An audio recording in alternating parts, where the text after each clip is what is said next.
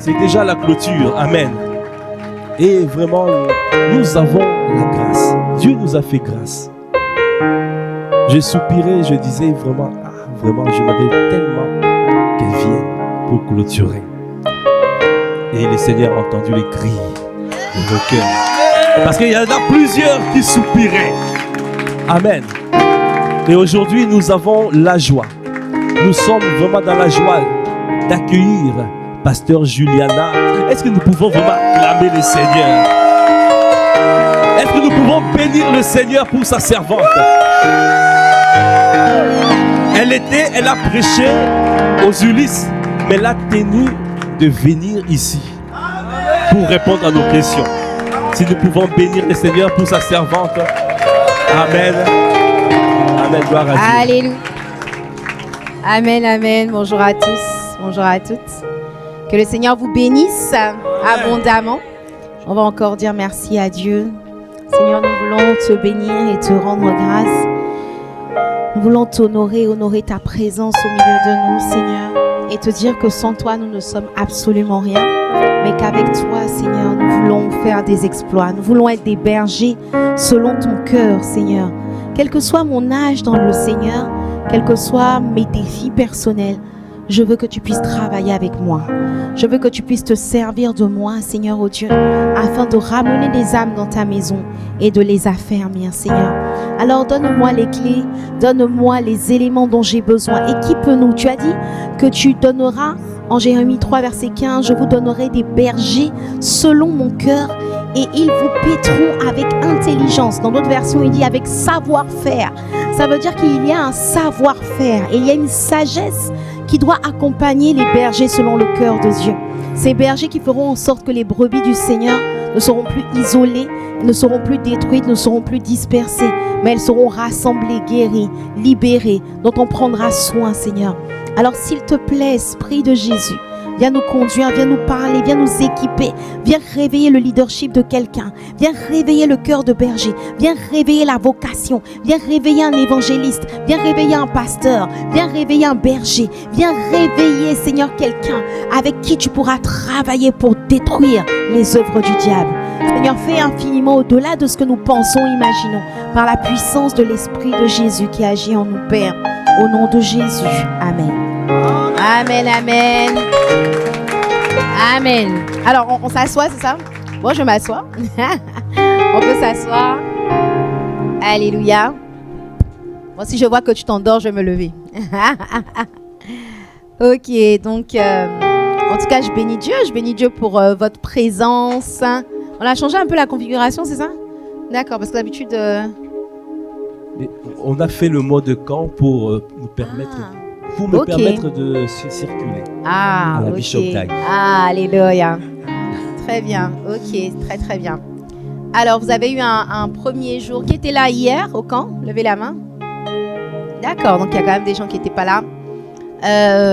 Oui, donc l'idée, c'est vraiment de pouvoir avoir un temps de questions-réponses, un cœur à cœur.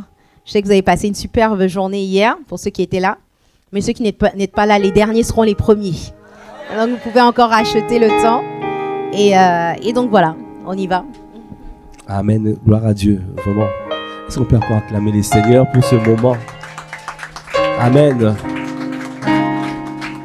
Et le Seigneur nous a fait beaucoup de bien hier. Amen. Et je sais qu'il y a beaucoup qui ont encore des questions sur le leadership et sur même les handicaps. Les handicaps. Et aujourd'hui, vraiment, nous voulons prendre le temps de répondre à vos questions parce que souvent, il y a des fois, il vous arrive, on dit que voilà, tu prends une âme, 2 âmes, 3 âmes à suivre, mais peut-être vous n'êtes pas encore équipé, vous n'avez pas reçu les clés. Et le leadership, même quand tu as une âme, tu dois déjà exercer le leadership envers cette âme. Parce que le leadership, c'est l'influence. Tu dois influencer positivement, tu dois influencer, impliquer l'autre. Et donc aujourd'hui, je sais qu'il y a beaucoup qui suivent déjà, qui accompagnent. Et je sais qu'il y en a qui dirigent des ministères, des groupes de ministères. Même on a aussi ici à Massy, à Viry, à Évry, des groupes de partage. C'est un peu comme un groupe de disciples là, où on est là. Chaque membre de l'église est associé à une lignée du groupe des partages. Il y a un groupe des partages, c'est un groupe des stars. Les stars sont répartis dans le groupe des partages. Et chaque groupe des partages a une lignée des personnes à accompagner qui sont à l'église. Et on demande à ce groupe de partage de pouvoir accompagner les personnes qui arrivent. Par exemple, un dimanche, un groupe de partage est assigné à recueillir, à recevoir les personnes qui arrivent. Et voilà, donc il y a beaucoup qui sont aussi en activité pour accompagner. Et ce camp était aussi fait de manière à permettre à un plus grand nombre de développer son leadership. Donc si vous avez des questions, en tout cas aujourd'hui, ce temps est réservé pour répondre à toutes vos questions. Alors moi j'ai une question d'abord juste pour comprendre un peu. Qui prend déjà soin des âmes ici? Qui a déjà des brebis dont il prend soin? Ok, d'accord. Donc les autres, j'imagine que vous aspirez. Et c'est très bien, c'est très très bien. Il y a pas, j'ai envie de dire, il n'y a pas d'âge pour prendre soin des âmes. Il n'y a pas de niveau de maturité pour prendre soin des âmes.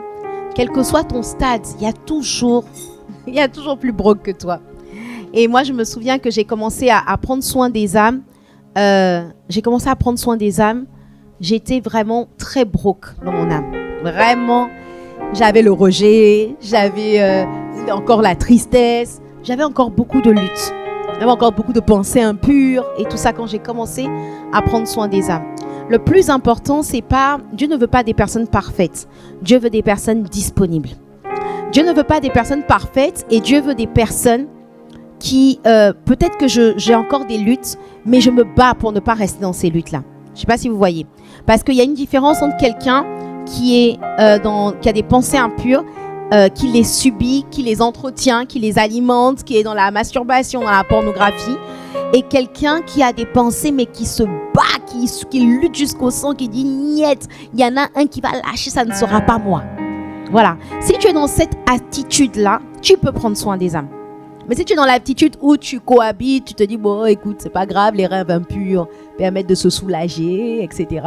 Si tu es dans l'attitude où tu cohabites délibérément avec le péché sans te battre, là, c'est pas forcément le moment. Ok? Mais dès lors que tu aspires ou tu te bats, tu as soif de Dieu, tu peux prendre soin des autres. Ok? Et sache que ta bénédiction est cachée dans le fait de prendre soin des autres. Ah non, je t'assure. Il y a tellement de choses pour lesquelles tu soupires. Tu vas les trouver dans les personnes qui vont sortir de toi. Quand on dit que des nations sortiront de toi, il y a des personnes, comme il disait, le pasteur Yvon disait ça, je crois que c'était pendant je crois que c'était la nuit de la traversée de septembre là. Il disait en fait, n'évalue pas ton évangélisation au nombre de personnes que tu vas gagner, mais à la qualité des personnes que tu vas gagner. Il suffit que tu évangélises juste un fou de Gadara. Le démoniaque de Gadara, la Bible dit qu'il est parti dans toute la décapole pour parler du Seigneur. La décapole, déca, ça vient du mot 10. Donc en fait, il a évangélisé une dizaine de villes. Juste une personne libérée qui évangélise une dizaine de villes. Bien-aimé, je déclare que de toi sortiront ce genre de personnes. Dieu va te conduire vers des personnes qui seront des démoniaques de Gadara, des ex-démoniaques de Gadara et qui vont évangéliser des dizaines de personnes, des dizaines de villes. Voilà. Et tu seras fier du bébé que tu as enfanté. Vous voyez? Donc, je ne sais même pas pourquoi je disais ça. Prendre soin des âmes. Voilà. Donc, cherche à prendre soin des âmes. Il y a beaucoup de solutions. Il y en a qui te disent, oui, je ne peux pas prendre soin des âmes parce que j'ai les enfants. Mais tu as les enfants, tu es seul, tu te bats avec les enfants tout seul parce que justement, tu ne prends pas soin des âmes. Si tu prenais soin des autres, il y aurait toujours quelqu'un qui viendra t'aider pour tes enfants. Mais tu ne fais pas ça pour ça. Mais parce que tu l'as fait, ben en fait, tu ne peux plus être seul. C'est ce qu'il dit dans Jean 12, verset 24. C'est ça? Verset 32, je ne sais plus. Si le grain de blé qui tombe en terre ne meurt, il reste seul. Et il y a des gens ici qui sont seuls. Tu te sens seul dans tes défis, seul dans tes challenges, parce que tu n'es pas encore mort. Parce que tu n'es pas encore mort pour prendre soin des autres. Quand tu vas commencer à t'oublier et que tu vas commencer à évangéliser ou à prendre soin des âmes, tu vas voir qu'en fait, tu ne seras plus seul. Les défis que tu rencontres, tu vas trouver, c'est comme s'il y aura un matching entre tes besoins et les solutions que Dieu va envoyer. C'est pour ça que tu dois comprendre que tes solutions réside dans ta mort. Quand tu vas accepter de mourir pour les autres, les solutions vont commencer à arriver. Ok? Donc, s'il y avait des personnes ici qui ne prenaient pas soin des âmes, ça change dès maintenant au nom de Jésus. Amen, amen, amen. Tu viens d'être transformé et je viens de te donner le titre officiel, l'ordination officielle de titre de berger. Amen. Et avec moi un bon amen. Et je déclare que tu ne seras pas un berger mercenaire, tu seras un berger selon son cœur qui paie les brebis avec intelligence, avec sagesse. Amen. Tu n'as aucune idée de la personne que Dieu t'appelle à devenir. Tu n'as aucune idée. Tu n'as aucune idée des gens qui vont sortir de toi. La personne qui a évangélisé Pasteur Yvan, je pense qu'il doit être vraiment... non, à l'époque, c'est moi qui lui ai parlé de Jésus. Bon, voilà, c'était comme ça. Hein. Le gars doit être fier. Quelle récompense dans le ciel. Ah, ça, c'est clair. Donc, tu n'as aucune idée des personnes qui vont sortir de toi. Et avec moi, un bon amen. Amen. Ok, des questions? L'idée, c'est vraiment d'avoir un temps de questions-réponses. Hein? Sentez-vous libre par rapport à ce qu'on a vu. Il faut toujours qu'il y ait une personne qui ose. On a vu hier les handicaps. On a vu aussi les 4 niveaux de leadership. Il y en a 5, mais on a vu 4 niveaux de leadership. Et je ne sais pas déjà, est-ce qu'il y a des personnes dans la salle qui peuvent nous résumer, nous dire qu'est-ce qu'ils ont compris par rapport au niveau de leadership? Le premier niveau, le deuxième niveau. Comme ça, on peut au moins savoir si on a fait le bon travail ou pas. C'est le brisement. Il y a beaucoup de gens qui n'étaient pas là hier aussi. Hein. Vous pouvez lever la main ceux qui n'étaient pas là hier? Levez bien, levez bien. Ok, il y a les gens du Les Ulysse que j'ai invités aussi. Il y a une vingtaine de personnes. Est-ce que le micro peut circuler un peu dans la salle là? La musique, elle nous fait dormir. Ouais. Tu peux aller t'asseoir aussi. Non, mais tu peux mettre la musique, mais pas la musique. C'est pas pour dormir.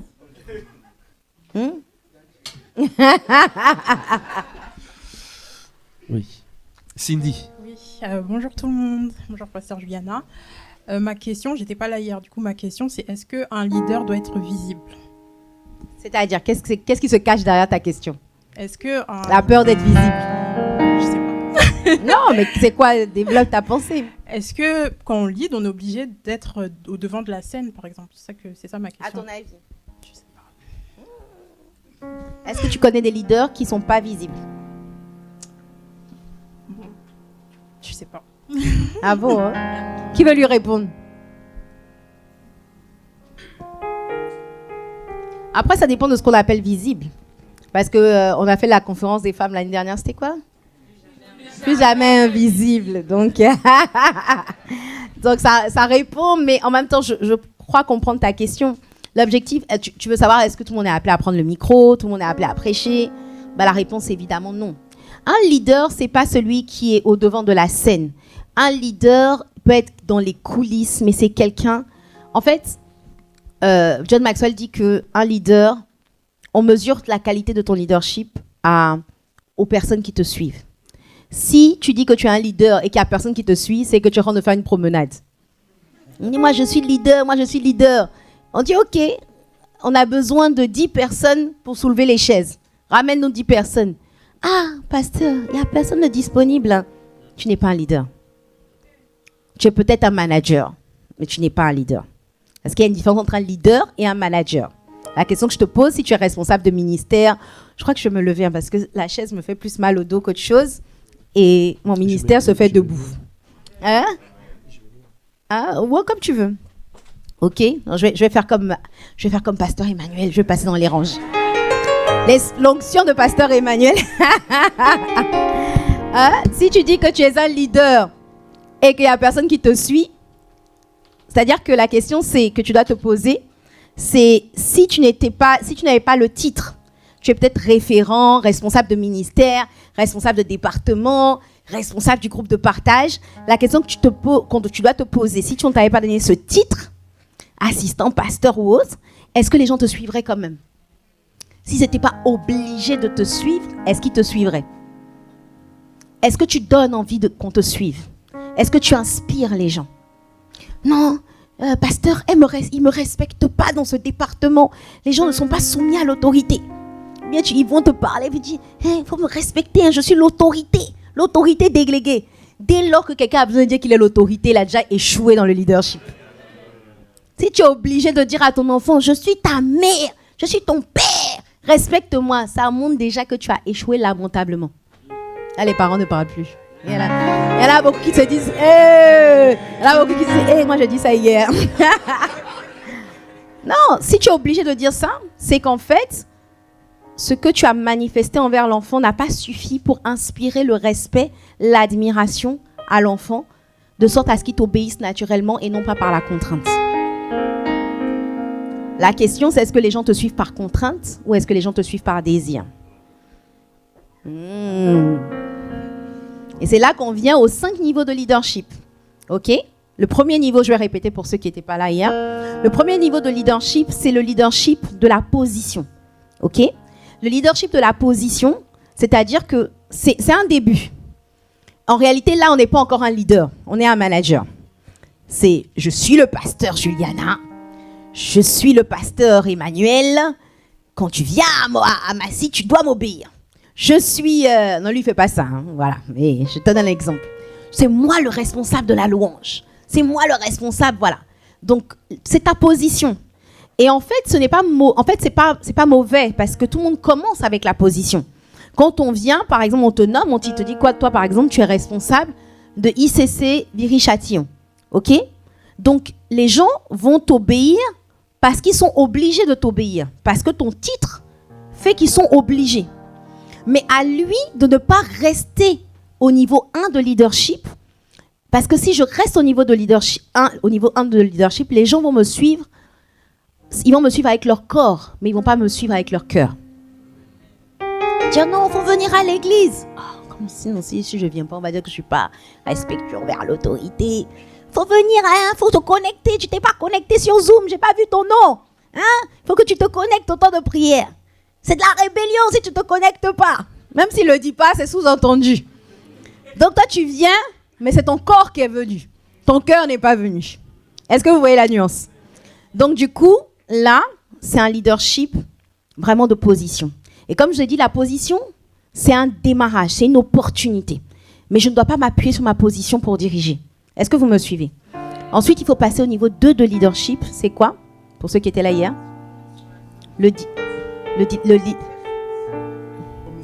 Ok, très bien. C'est le leadership relationnel. C'est le leadership qui s'appuie non pas sur... qui fait en sorte que les gens me suivent pas parce qu'ils sont obligés de me suivre, mais parce qu'ils ont envie de me suivre. Pourquoi ils ont envie de me suivre? Parce qu'ils sentent que je les aime. Pourquoi ils ont envie de me suivre? Parce qu'ils sentent que je m'intéresse à eux. Pourquoi les gens ont envie de me suivre? Parce qu'ils sentent qu'au-delà de m'appeler pour que je vienne chanter, pour que je vienne soulever les chaises, pour que je fasse le visuel, les gens sentent qu'en fait, avant toute chose, je m'intéresse à eux. Je connais le nom de leurs enfants, je connais leurs challenges, je connais leurs difficultés, je connais leurs défis. Et au-delà de connaître, je les aide. J'ai une relation, il y a de l'amour, il y a du partage. C'est pas juste... Parce que j'entends souvent ça. Hein. Oui, mon responsable, il m'appelle que quand c'est pour servir. Bonjour, ça va? Non. J'ose croire que tu te portes bien. La formule d'ICC. Hein? Que ce message te trouve en bonne forme. Mais en fait, il n'en a rien à faire de ta forme. Ce qui l'intéresse, c'est la suite. Peux-tu, s'il te plaît? Hein? Peux-tu, s'il te plaît, quoi? Hein? Venir demain pour soulever les chaises. Même ta réponse, non, en ce moment, ça ne va pas, etc. Mais peux-tu quand même te rendre disponible? Il n'en a rien à faire, en fait. Et toi, tu sens qu'il n'en a rien à faire. Et comme tu sais qu'il ne s'intéresse pas à ta personne, ben en fait, tu ne le suis pas parce que tu as envie de le suivre. Tu le suis parce que tu dois le suivre. Sauf que ça ne dure pas longtemps. Les gens vous donneront leur corps momentanément. Mais quand les gens, vous avez touché leur cœur, ils resteront avec vous. Les gens ne vont pas là où ils se sentent dirigés. Les gens vont là où ils se sentent aimés. Donc si je veux être un bon leader, que ce soit parce que j'ai la position, je peux avoir la position d'assistant pasteur, position de référent, position de quoi d'autre, de pilote, quelle que soit la position que tu as, apprends à aimer les gens, à t'intéresser vraiment à eux. Et c'est ce que pasteur Emmanuel a développé hier avec les non pas les 10 handicaps, les 10 principes de relations interpersonnelles. Apprends à créer des ponts avec les gens, à créer des liens avec les gens, à t'intéresser vraiment à eux, à savoir qu'est-ce qu'ils font dans la vie. Des fois, je demande à un référent, je dis, il dit non, mais un responsable de département, il est dans ton ministère, cette sœur-là est dans ton ministère? Oui, elle est dans mon ministère. Elle fait quoi dans la vie? Je crois qu'elle est... Si c'est pas le droit, c'est l'informatique. Rien à voir. Non. Elle est infirmière. Non, mais vraiment. Vous voyez, ça veut dire que tu t'intéresses pas vraiment à la personne. Un jour, je me rappelle, pasteur Yvan m'a demandé au sujet d'une personne que je suivais. Elle fait quoi dans la vie? J'ai bugué. Je me rappelais plus du tout. Je crois que, je sais pas, je me rappelais plus. Et il m'a dit une phrase. Il m'a dit, connais tes brebis. Connais tes brebis. Il y a un verset comme ça, non? On peut me trouver la référence. Non. Oui, mes brebis, je connais mes brebis. Jésus disait, je connais mes brebis. Les gens ne sont pas des numéros. Les gens ne sont pas des identifiants.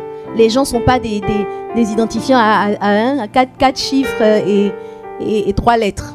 Les gens sont des personnes avec un potentiel, avec une histoire, avec des challenges, avec une famille, avec une carrière. Ils transportent un ensemble de choses auxquelles tu dois t'intéresser. Ok? Tu dois t'intéresser, tu dois t'impliquer, tu dois, en guillemets, faire partie de leur vie, de leur famille. Et si tu fais ça, si tu t'intéresses vraiment aux gens, les gens vont te suivre. Vous allez voir que si vous êtes pilote de famille d'impact, par exemple, on a ouvert à la maison avec mon mari une famille d'impact. Comme je disais aux Ulysses, je me disais, moi, pendant des années, je me disais, mais moi, les familles d'impact, j'ai donné, j'ai fait la famille d'impact à Clichy dans le 92, c'est quoi? Clichy-la-Garenne, voilà. Clichy, c'est ça? Oui, Clichy-la-Garenne. Quand je venais d'arriver à ICC, j'étais à la famille d'impact. Et puis moi-même, quand j'ai eu mon appartement à Boissy-Saint-Léger, pendant des années, il y a eu la famille d'impact chez moi, etc. Moi, les familles d'impact, c'est fini. Je sentais que le Saint-Esprit me disait, ouvrez à la maison. Je dis, Seigneur, moi, je fais beaucoup déjà dans l'église, j'ai encore ouvert ma maison. Ouvre ta maison. Dis à ton voisin, ouvre ta maison. Et on a ouvert. Et vous savez, quand vous faites la famille d'impact, je donne juste des tips. La première séance de la famille d'impact, il ne faut pas que ce soit une séance où on déballe notre programme. Il faut s'intéresser aux gens. Il faut discuter avec les gens. On fait un tour de table. Tout le monde se présente. Dis-nous depuis quand. Chacun doit dire depuis quand il a ICC, d'où il vient, comment il s'est converti, quelles sont ses attentes pour la famille d'impact, quelles sont ses attentes pour la ville. Et quand on a fait ce tour-là, je vous assure, en l'espace d'1 heure, j'avais l'impression qu'on était une famille qui se connaissait depuis des années. Il y en a qui ont raconté leurs histoires. Il y en a qui ont dit, moi, je me sens seule. Il y avait un couple qui est venu. Ils ont dit, nous, on se connaît qu'entre nous deux. On se soutient nous deux. Mais on n'a pas d'amis chrétiens. Donc, chacun a donné ses challenges. Et vous voyez, le simple fait d'écouter. Vous savez, je crois que c'est John Maxwell aussi qui dit que l'écoute, c'est la plus grande forme de respect. Le simple, vous savez, des fois, tu dis, non, il faut que je lui montre les versets bibliques. Il faut que j'aille sortir, je lui montre que je connais la Bible. Les gens n'en ont rien à faire de tes versets bibliques. Des fois, moi, il y a des gens qui viennent dans mon bureau pendant 1 heure. Ils disent, pasteur, tu peux me recevoir en entretien? Je dis, il n'y a pas de problème. La personne parle pendant 1 heure. Je l'écoute. À la fin, je dis, je vais prier pour toi. L'entretien est terminé. Tu te dis que la personne a besoin des conseils. Et puis, à la fin de l'entretien, merci, pasteur, je me sens mieux. Elle avait juste besoin d'évacuer. Surtout nous, les femmes. On veut juste parler pour parler. On est déjà guéris. On a parlé, c'est fini. On n'a pas besoin de tes conseils. Non, mais c'est vrai. On a juste besoin de... on veut évacuer. Vous comprenez? Donc, du coup, qu'est-ce que je disais? Intéresse-toi aux gens. Écoute les gens. Voilà. Au lieu de monopoliser la parole, monopolise l'écoute. Monopolise l'écoute. Des fois, tu penses que les gens ont besoin de tes versets. Non. Non, je te donne mon témoignage. Tu parles. Tu connais pas la personne. Connais tes brebis. Dis à ton voisin, connais tes brebis. Il faut connaître les gens. Tu dois savoir son histoire. Tu dois savoir son témoignage. Et à force d'écouter, à force de mettre la personne en confiance, à force de s'intéresser réellement à la personne, vous allez voir, des fois vous avez des gens, vous allez dire, oui, je comprends pas. Elle se confie pas. Oui, on m'a confié une brebis, mais cette brebis ne se confie pas. Elle ne se confie pas parce qu'elle n'a pas l'impression que... Soit, il y a deux choses, s'il vous plaît. Il y a deux choses. Soit, la personne... Pourquoi les gens ne se confient pas? Soit parce que la personne a l'impression que tu ne seras pas une solution pour elle. Soit parce qu'elle ne te fait pas encore confiance. Donc, il faut créer un lien. Il faut t'intéresser. Il faut appeler. Il faut dire, bah, ok, tu n'as pas l'air bien. Peut-être que tu ne veux pas t'ouvrir, mais je veux juste prier avec toi. Je veux juste prier pour toi. Je veux... voilà. Intéressez-vous, posez des questions. Tu habites où? Tu fais quoi? Quelles sont tes passions? Qu'est-ce que tu as envie de faire dans la vie, etc., etc. Pose des questions, crée des ponts. Ok? Et là, tu montes au niveau 2 de leadership. Et si tu as un responsable de département, tu dois être au niveau 2 de leadership avec toutes tes brebis. Pas tes brebis, avec tous les membres de ton équipe. Parce que tous les membres de ton équipe ne seront pas forcément... C'est pas forcément toi qui les suis. C'est pas forcément tes brebis à toi. La personne peut être suivie par le pasteur, par quelqu'un d'autre. Mais tu dois être au moins au niveau 2 de leadership. Comme ça, quand tu as besoin de la personne sait que oui, on sert ensemble, mais que c'est pas juste son service qui t'intéresse, mais que tu t'intéresses à sa personne. Est-ce que tu me suis? Et là, tu vas voir que quand quelqu'un dans le département va se lever pour te critiquer, la personne va dire, hey, tu touches pas. Quand j'étais dans les difficultés, elle était là pour me soutenir. Toi, tu étais où? Tu critiques là, tu es là, tu tapes sur tout le monde. Quand j'allais mal, elle a prié pour moi. Elle au moins, je sens qu'elle m'aime. Donc à ce niveau-là, les gens vous donnent leur cœur. Ils ne vous donnent pas juste leur corps, mais ils vous donnent leur cœur. Ok? Ensuite vient le niveau 3 de leadership. Au niveau 3 de leadership, les gens vous suivent parce qu'ensemble, vous accomplissez des exploits. C'est le leadership, comment on dit ça? Productif, c'est ça? Productif. Ok? Parce que, vous savez, vous êtes dans un département, tout le monde, vous aimez bien les gens vous aiment bien, tout va bien. Elle s'intéresse à moi, elle est gentille, elle est sympathique et que ça c'est bien. Mais si, avec toi, je ne sens pas qu'on est en train d'atteindre des buts, en fait, on a l'impression qu'on tourne en rond dans le département. Dans l'église, on fait quoi en fait? On vient, on fait le culte du dimanche, mais je n'ai pas l'impression que ma vie avance. Je n'ai pas l'impression que je suis en train de marquer des buts. Vous voyez, s'il y a quelqu'un qui vient dans l'église, c'est un jeune, il a du potentiel, il est plein de vie, il est consistant, etc. Et qu'avec toi, il n'est pas en train de se développer, de progresser, tu ne le responsabilises pas, il n'y a rien qui se passe dans sa vie, ben en fait, il va te quitter. Il va te dire, tu es bien gentil, tu es bien sympathique, mais il va te quitter. Vous voyez, par exemple, si vous suivez quelqu'un, vous prenez soin d'une personne, cette personne, par exemple, au début, si elle est broke, au début, elle va s'accrocher à vous. Ça va, tu vas bien? Oui, je vais bien. Nous allons bien, vous allez bien. Ils allaient bien. Voilà, vous allez faire toutes les conjugaisons. Mais à un moment donné, si la personne sent qu'avec toi, elle va nulle part, elle n'est pas en train de franchir des étapes. Sa vie n'est pas en train d'être construite. Elle ne sent pas que tu l'étires, c'est-à-dire que tu l'emmènes à produire, que tu l'emmènes à porter du fruit. Cette personne va dire, bon, c'est gentil, hein, tu es ma grande sœur chérie, ma yaya, ce que tu veux. Mais, et des fois, les gens viennent nous voir en disant, j'ai besoin de quelqu'un qui va m'emmener quelque part. Des fois, je vois les gens arriver à ICC et puis les gens me disent, en fait, j'ai quitté mon église parce que je sentais que je n'allais pas quelque part. Les gens ont besoin d'accomplir des objectifs, que ce soit dans leur vie personnelle, de sentir qu'ils sont en train de progresser, mais que s'ils sont dans un département ou dans une église, qu'ils sentent qu'ils sont en train d'écrire une histoire. Je ne sais pas si vous comprenez ce que je veux dire. C'est-à-dire que quand on est dans le ministère, par exemple, on est dans le ministère... donnez-moi un ministère. Non, donnez-moi un autre ministère. Oui, même voilà. Par exemple, moi, je m'occupe du ministère de la conquête. OK? Pasteur Emmanuel est sous ma responsabilité. Je lui fixe des challenges. Je lui dis, OK, aujourd'hui, tu as 3 églises. Il faut que d'ici la fin de l'année, tu aies au moins 10 églises. Dis amen pour lui. Je lui dis, Bishop, c'est bien. Tu as 100 et quelques personnes le dimanche. Il faut que tu atteignes au moins les 300 personnes. Et je le challenge, je le motive dans ce sens. Il va dire, ah non, elle là, quand je la suis, je sens que ma vie va quelque part. Vous voyez? Mais si je suis là, je dis, ah Emmanuel, ça va, ta femme va bien, Aurélie, les enfants, tout le monde va bien. Ah, vraiment, les chiens, il va bien, hein? Les chats, hein? Ok. Ah, mais vraiment, il va dire, ah, pasteur Jonah, elle s'intéresse à moi, ça va. L'enfant était malade la dernière fois, ça va mieux. Oui, ça va mieux, etc. Ok, elle s'intéresse à moi. Mais j'ai envie de connecter à quelqu'un d'autre qui va m'emmener dans le couloir de ma destinée. J'ai envie parce que je sens à l'intérieur de moi que je suis née pour faire des exploits.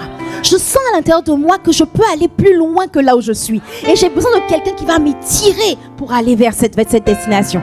Est-ce que vous comprenez? Donc le niveau 3 de leadership, c'est que les gens vous suivent parce qu'avec toi, en te suivant, ils font des exploits. En te suivant, leur vie ne tourne pas en rond. Leur vie est en train de progresser. Leur ministère est en train de progresser. Leur potentiel est en train d'être déployé. Avant, je n'osais pas prendre la parole en public. Depuis que j'ai suivi le pasteur Yvan, je peux prendre la parole en public. Là, il m'a emmené au niveau 3 de leadership. Est-ce que vous comprenez? Je sens que on accomplit des performances ensemble. Et pasteur Yvan, je ne sais pas si tu leur as raconté l'histoire du pasteur, parce qu'il raconte souvent cette histoire. Tu l'as raconté? Non. Pasteur Yvan aime bien, pour illustrer les 5 niveaux de leadership, pasteur Yvan aime bien donner cet exemple. C'est l'histoire d'un pasteur, c'est une histoire vraie. Un pasteur, papa pasteur, dis avec moi papa pasteur. Pourquoi papa pasteur? Parce que c'est pas un leader de niveau 1, c'est un leader de niveau 2, au minimum. C'est-à-dire que lui, tout le monde, c'est vraiment, même à 3h du matin, tu peux l'appeler. C'est vraiment, il est gentil, il est disponible, il m'aime, je l'aime, nous nous aimons. C'est vraiment mon papa. Quand je ne vais pas bien, il me fait des câlins. Quand il me dit ma fille, ça va aller, il m'encourage, il me fortifie. Vraiment, il est trop gentil ce pasteur-là, vraiment. C'est le pasteur de rêve. Il est aimant, il est sympathique, il est toujours là pour moi. Que quelqu'un dise amen. Sauf qu'un jour, papa pasteur décide, je ne veux pas être juste papa pasteur, on va accomplir des exploits. Et donc, papa pasteur décide d'organiser une conférence. Dis avec moi une conférence. Et il dit, on va louer un stade. Et on va louer un stade qui coûte 1 million d'euros. On est là comme ça à Massy. Et puis moi, je viens. Et je dis, on va louer un stade, on va faire une croisade. Cap sur Massy-Palaiseau. Amen. On va louer, alors on va être réaliste. On va louer, il y a quoi? Est-ce qu'il y a un stade ici? Il y a un grand gymnase de combien de personnes? Bon, on va louer un gymnase. On est 100, non? On va louer un gymnase de 5000 personnes. Que quelqu'un me dise un bon amen. Un mini stade du 91, là. On va louer ça. Et on va faire une croisade. Le feu va descendre. Les paralytiques vont marcher. Les aveugles vont voir. Et c'est Massy-Palaiseau qui va l'accomplir. Dis avec moi un bon amen. Non, le gars, les gens disent, ah non. Les gens disent, ah, pasteur, 5000 personnes. Oui, machin. Ah. Dis à son voisin, tu penses que ça peut se passer? Dis, bon, comme c'est papa pasteur, on le respecte. On va le suivre. Toi, j'avais prévu même d'aller en congé, mais comme c'est toi qui m'as demandé, je mets mes congés de côté. Et là, papa pasteur lève les offrandes. Il faut que pour pouvoir louer le gymnase, on va être un peu réaliste, 200 000 euros. Donc, lever les offrandes sacrificielles, il fait lever les offrandes. Et comme tu aimes ton papa pasteur, la vision te semble un peu bancale. Tu n'as pas l'impression que ça va se réaliser, mais tu te dis, comme c'est lui qui m'a demandé, je vais le faire. Tu te sacrifies, tu donnes tes offrandes. On paye le prix, on loue les traiteurs, on prend la sono, on fait toute l'organisation qu'il faut faire, on fait l'intercession, le jeûne, la prière, 40 jours, 50 jours de jeûne. Et puis arrive le grand jour. Dis avec moi le grand jour.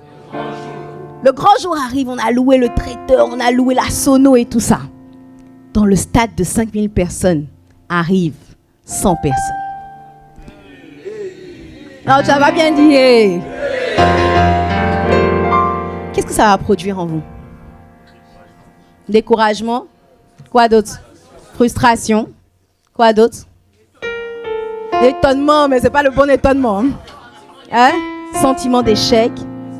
Déception? Quoi d'autre? Tu as quand même donné ton argent, attention. C'est quoi? Quoi d'autre? Hein? Tu vas vouloir ton argent? Hein? Qu'est-ce que ça va créer en toi? Hein? La colère? Bon, papa pasteur, dans ton cœur, tu vas le sentir comment maintenant? Il va descendre. Eras a dit, il va descendre. L'estime que tu avais pour lui, le respect que tu avais pour lui, était là. Ça va arriver là. Pourquoi? Parce qu'il t'a vendu du rêve qu'il n'a pas pu accomplir. Il n'a pas réussi à t'emmener au niveau 3 de leadership. Suis-moi et ensemble, nous ferons des exploits. Au niveau 3 de leadership, tu fixes des objectifs aux gens, mais des objectifs réalistes.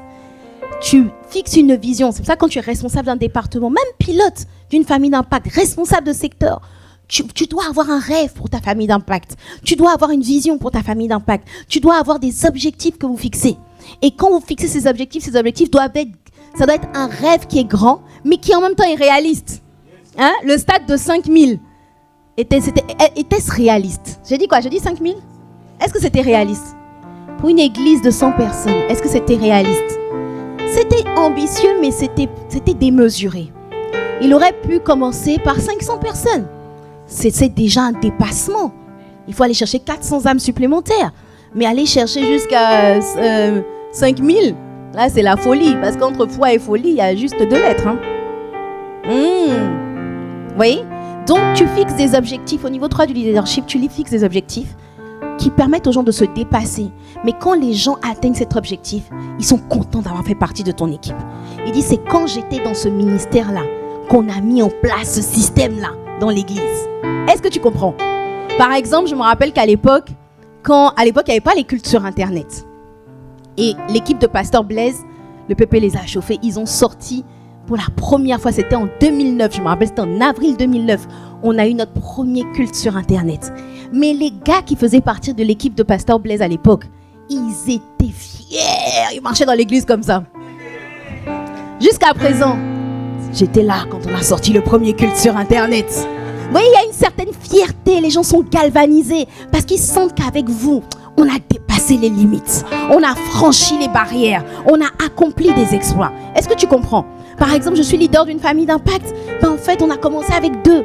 On se fixe le défi, d'ici la fin du mois, on doit passer à 12 personnes. Et des 12 personnes, on doit ouvrir encore 2 cellules, 3 cellules, 4 cellules. Tu dois dire aux gens, d'ici la fin de l'année, on ouvre 5 cellules, on va gagner des âmes, on va affermir des âmes. Et quand tu dis ça, les gens disent, ouais, super, gloire à Dieu.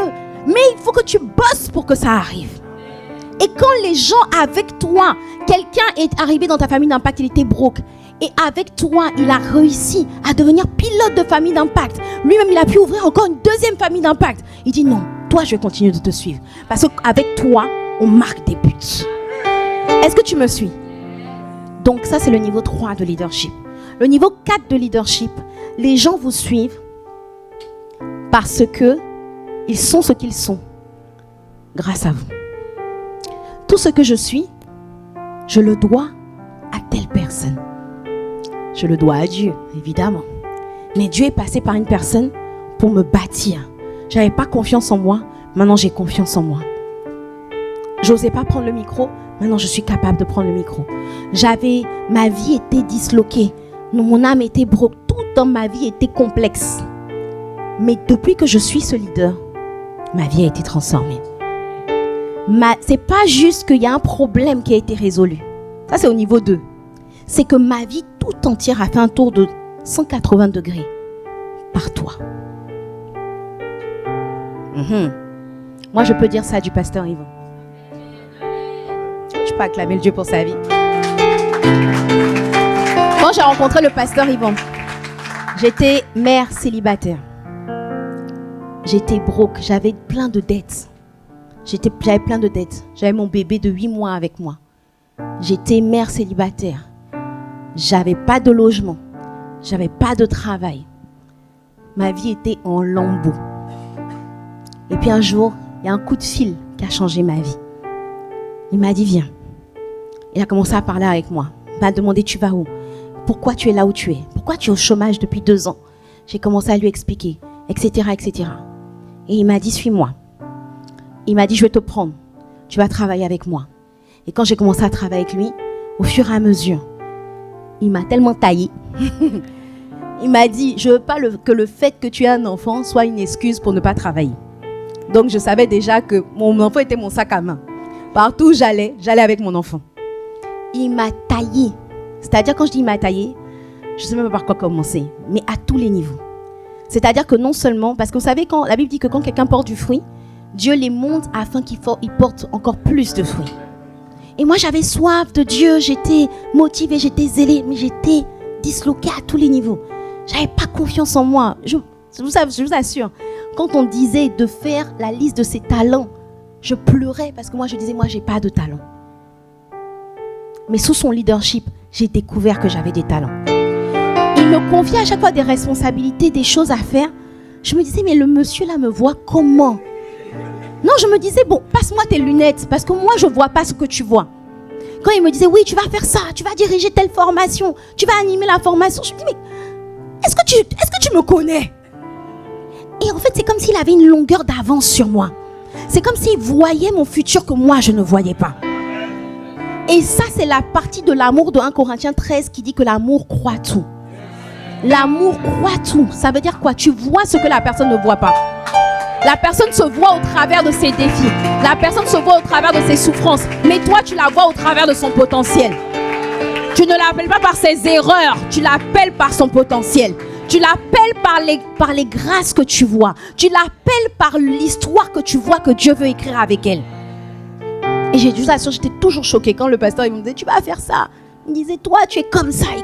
Il m'appelait par mon potentiel. Les gens m'appelaient par mes tares, par mes erreurs. Parce que moi, avant, je me disputais avec tout le monde. J'avais un sale caractère. Je me disputais avec tout le monde. Soit dit en passant, que je te dispute avec tout le monde, ça va aller, accroche-toi. Et donc, les gens me détestaient. Les gens me détestaient. Mais le pasteur Yvon m'appelait toujours par mon potentiel. Les gens m'appelaient par mes erreurs. Lui, il m'appelait par mon potentiel. Et à force de faire ça, à force de croire en moi, à force d'investir en moi, à force de semer en moi, de semer les paroles, de semer même les finances. Je me rappelle quand j'ai eu mon permis, il m'a tellement motivé pour avoir mon permis. Quand j'ai eu mon permis, il m'a acheté ma première petite voiture, une Saxo. Petite Saxo bleue, 2 portières. Fallait enjamber pour... Et comme j'avais mon permis, je voulais déposer tout le monde. Sauf que pour rentrer dans ma voiture, il fallait baisser le siège, etc. C'était compliqué. Mais vous voyez, vous sentez quelqu'un qui croit en vous. Et ça, je peux vous assurer, c'est ça qui enfante la loyauté. Même si je bois, même si on me drogue, même si je me fume, bien aimé, je ne pense pas que je pourrais trahir le pasteur Yvon. Les gens vous suivent parce qu'ils sont devenus ce qu'ils sont devenus, parce que vous avez investi en eux.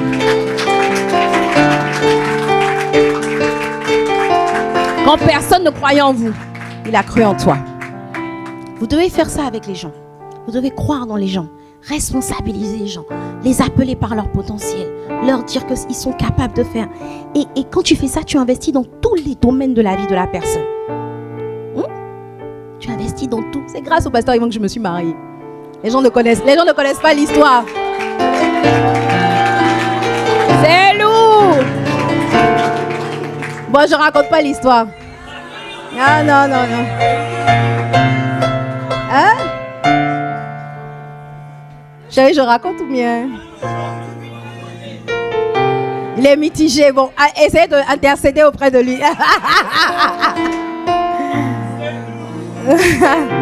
Non, mais je vous assure, mon mari avait des hésitations. Il a été convaincu.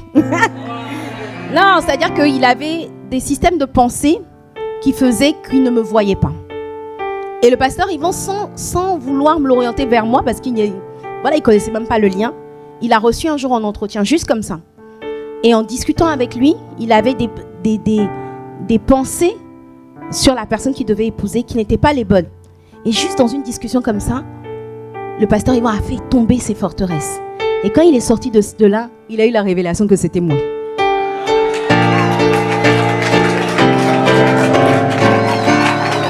C'est lourd! Que Dieu fasse de toi un faiseur de mariage. Alléluia! Amen! Donc, les gens vont te suivre parce que la personne, ses finances étaient broke. En fait, là, tu n'es plus au stade. Bon, là, je te fais voyager. Hein.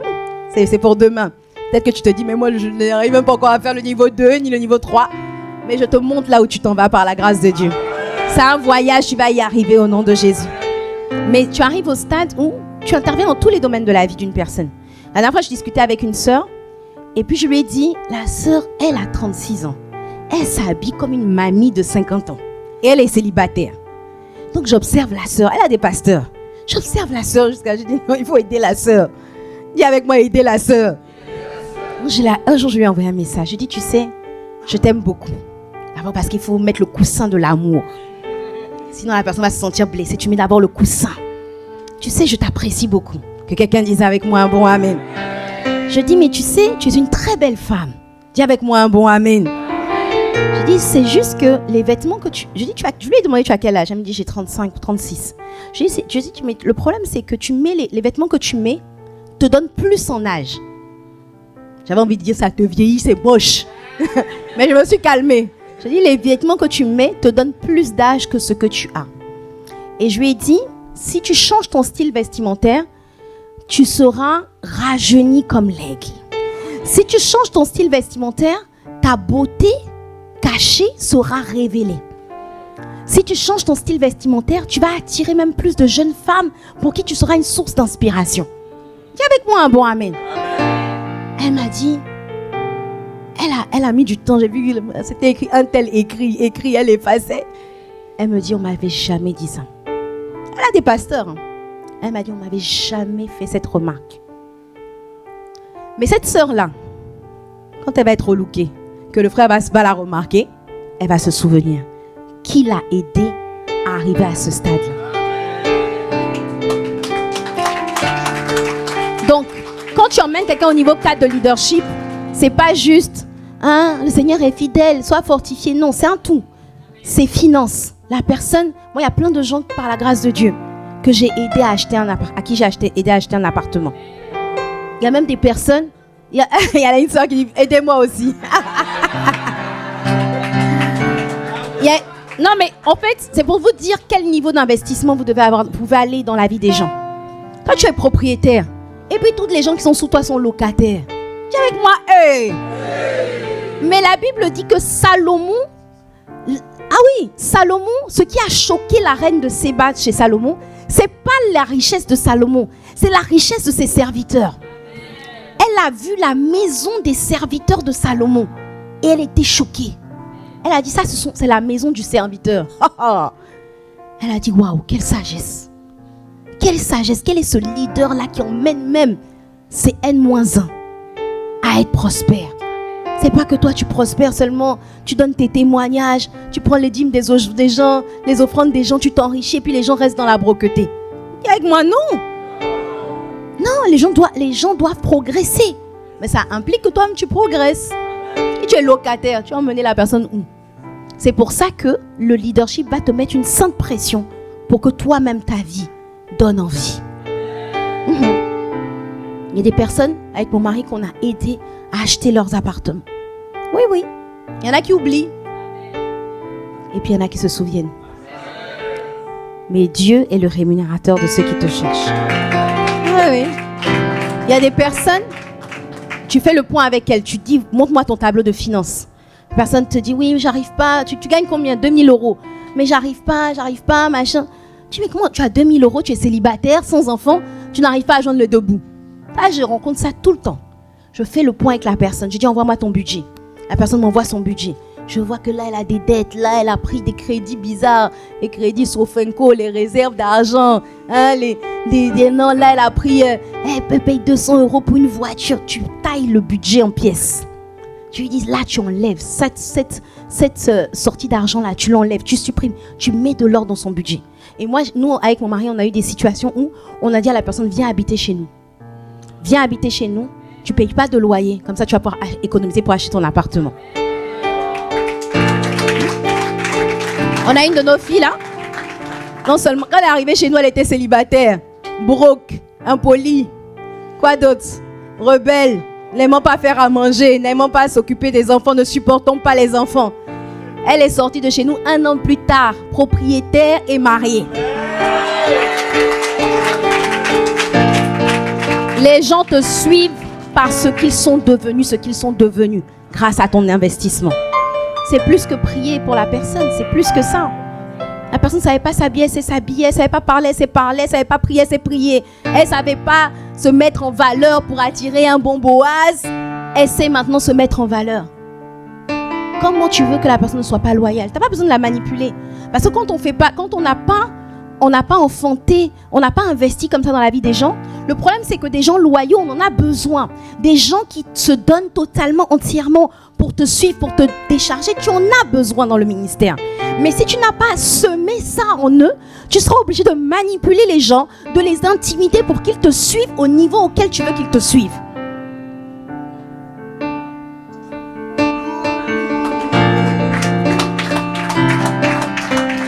Les gens te suivent parce qu'ils sont devenus ce qu'ils sont devenus de par ton investissement. Et peut-être que toi, tu n'es pas, tu n'as pas, mais déjà mets-toi une pression. Moi, je sais qu'à l'époque, je dormais par terre dans un studio avec mon fils. Mais quand j'ai entendu cet enseignement, j'ai dit, Seigneur, moi-même, je vais devenir. Et quand je vais devenir, je vais enfanter. Oui, je me suis battue. Parce que c'est pas juste parce que Pasteur Yvan était dans ma vie, parce qu'il y a des gens à qui Pasteur Yvan a tendu la main qui ont mal terminé. C'est parce que Pasteur Yvan était dans ma vie et je me suis dit, je ne vais pas laisser cette grâce-là en vain dans ma vie. Je vais me battre jusqu'au sang. J'étais dans le péché sexuel. Vous connaissez mon histoire. J'étais dans le rejet. J'étais dans quoi d'autre? La manipulation. J'avais toutes sortes de challenges dans ma vie. Mais je disais, je dois sortir. Parce que ma vie doit être un témoignage. Parce qu'il y a des multitudes qui m'attendent. Parce que moi aussi, je veux être un leader selon le cœur de Dieu. Et je ne peux pas emmener les gens là où moi, je ne me suis pas rendue. Oui. Et je me suis battue.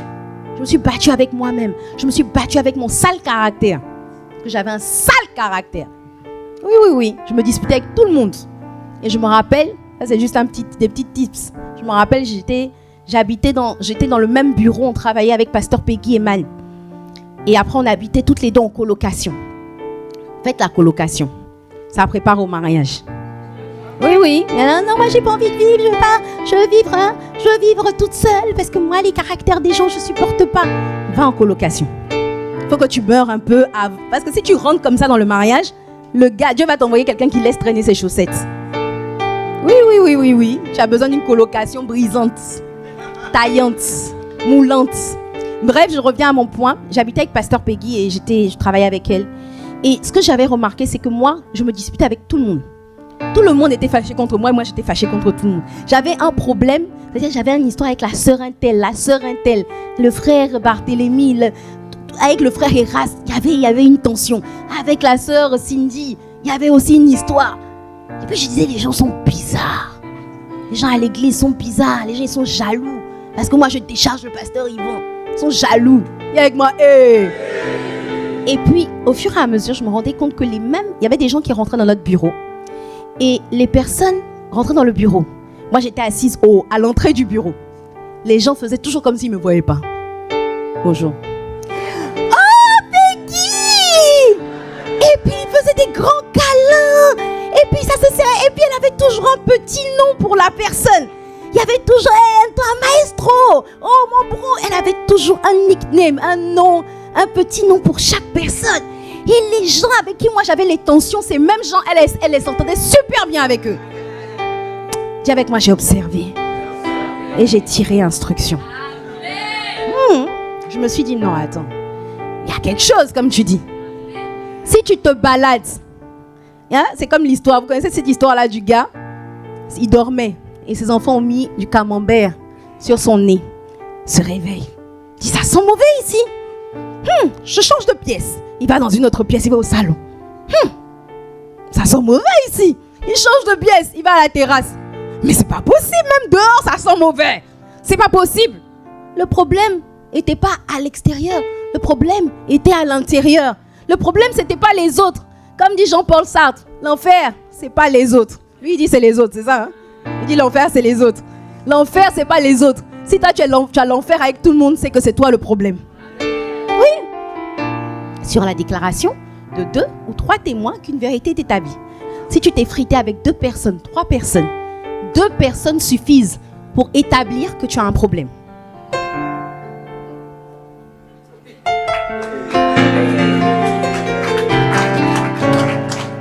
Donc j'ai observé, j'ai vu qu'elle avait un petit nom pour tout le monde. Au début j'avais l'air un peu ridicule, mais j'ai commencé à avoir un petit nom. Oh, la Cindy! Hey, comment tu vas? La Cintoche.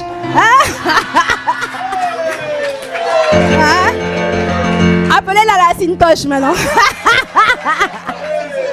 Après, elle se retourne. Elle vient, la championne. Oh, la championne. Hey, avec l'autre, il s'appelle, avec Pasteur André, comment il s'appelait? Jusqu'à aujourd'hui. Je ne sais même pas pourquoi il s'appelle comme ça. Bigoté. Bigoté. Moi aussi, j'ai commencé. Bigoté. Bon, au début, les gens disent, qu'est-ce qui lui arrive? Et pas celle qui crée tout le temps des problèmes ici, là. Elle veut venir me dire bigoté. Et j'ai commencé à imiter. Quand je voyais Quand les gens parlaient mal d'elle, elle passait dessus. Quand les gens avaient des comportements bizarres, elle pardonnait. Et j'ai commencé à faire copier-coller. J'ai amélioré mon caractère. Maintenant, je crois que par la grâce de Dieu, je n'ai problème avec personne. Acclame le Seigneur. Surtout les sœurs. Nous les sœurs, on aime bien avoir des histoires. Je ne sais pas pour qui je dis ça, mais c'est poussé par l'esprit que les hommes ont parlé de la part de Dieu. Comme dit Benny Dag, son client n'est pas loin. Le client n'est pas loin. Alléluia. Donc, je disais quoi? Pourquoi je parlais de ça? Niveau 4 de leadership. Tu emmènes vraiment la personne. C'est-à-dire que la personne, c'est une autre personne. Elle était broke, elle est restaurée, locataire, propriétaire, broke financièrement, prospère, célibataire, marié. Tu changes le statut de la personne. Dieu change à travers toi le statut de la personne. Parce que quand Dieu veut faire du bien à quelqu'un, il passe toujours par un homme. Et tu peux être cette personne par qui la vie de quelqu'un peut être totalement retournée. Amen. Je ne sais même pas pourquoi je t'ai dit ça. Ça, c'est la question de Sintoche. Ah, la Sintoche. Ok, mais elle disait, c'était quoi la question au fait? Donc vous avez bien compris les 4 niveaux de leadership. Ok. Premier niveau, c'est la position. Ne reste pas là-bas. Dis à ton voisin, ne reste pas là-bas. Avec tes enfants, au travail, un groupe de famille d'impact, département, ne reste pas là-bas. Oh, moi je suis le responsable de secteur. Dis à ton voisin, ne reste pas là-bas. Ok. C'est pas ta position. Voilà. Ensuite, deuxième niveau, relation. Tu dois connaître toutes tes brebis. Troisième niveau, production. Tu dois emmener les gens à marquer des points. Quand l'équipe perd tout le temps les matchs, on change l'entraîneur. Le problème, ce n'est pas les gens, c'est toi le leader. Une équipe réussit ou échoue en fonction de son leader. Qui a suivi ce qui s'est passé à la CAN 2024 avec la Côte d'Ivoire? Les Ivoiriens ont commencé à... Amen. Les Ivoiriens ont oublié qu'ils sont citoyens du royaume. Mais qu'est-ce qui s'est passé? La Côte d'Ivoire elle enchaînait les pertes, elle enchaînait les humiliations. On a fait quoi? On a changé le leader. Il y avait un leader qui était là, dans le secret. On l'appelle Emers Faye, c'est ça? Ils sont allés le prendre dans l'obscurité. On a dit, toi, on te place. La tendance, la vapeur a été totalement renversée. Vous mettez un leader mort à la tête d'un peuple vivant, le peuple vivant sera mort. Vous mettez un leader vivant à la tête d'un peuple mort, le peuple mort va reprendre vie. Tout échoue ou réussit en fonction du leadership. Tout échoue. Donc quand il y a un problème dans ton équipe, dans ton département, dans ta famille d'impact, le problème, c'est moi. C'est moi. C'est soit on te change, soit tu changes. Mais ne mets jamais le doigt sur les gens. Oh non, c'est parce que les gens, ils n'aiment pas le Seigneur. Oh, les gens n'ont pas le sens du sacré. Oh, pasteur, vraiment, tu sais pas. Les gens de maintenant, vraiment, c'est l'amour des richesses. Hein? Les gens maintenant, ils n'aiment plus Dieu comme avant. C'est pas de notre époque, nous on aimait la Bible, on aimait, hein. Regarde les gens de maintenant. Arrête de parler des gens, le problème, c'est toi. L'église ne grandit pas, le problème. Le département ne grandit pas, le problème, c'est... La famille d'impact ne grandit pas, le problème, c'est... C'est toujours moi. Le leader fixe. C'est comme un plafond. C'est pour ça que, en tant que leader, je dois investir en moi constamment et être constamment en train de progresser. Parce que même si je suis quelqu'un de bien, je peux être un bon leader. Mais si je suis, on va dire par exemple, on est arrivé au niveau de 100 personnes dans l'église. Si je veux que l'église passe de 100 à 200, il faut que moi, le leader, je devienne un leader qui a une stature de 200 personnes. Si l'église est à 100 personnes, c'est parce que moi, le leader, je suis encore au stade de 100 personnes. Oui. C'est pas parce que les gens sont bizarres. C'est parce que moi, je dois progresser. Je dois progresser. Et plus, quand tu comprends ça, tu arrêtes de jeter la faute sur les autres. Tu investis en toi-même. Ok, on est 3 seulement à la famille d'Impact, il n'y a que 2 personnes qui viennent. Arrête de chercher des excuses. Arrête de dire oui, non, c'est parce que dans mon quartier, la plupart des gens travaillent. Des fois, j'entends des excuses plus bidons les unes des autres. C'est-à-dire que tu te dis, mais la bidonneté de l'excuse vraiment te choque. Non, arrête. Dis à ton voisin, arrête.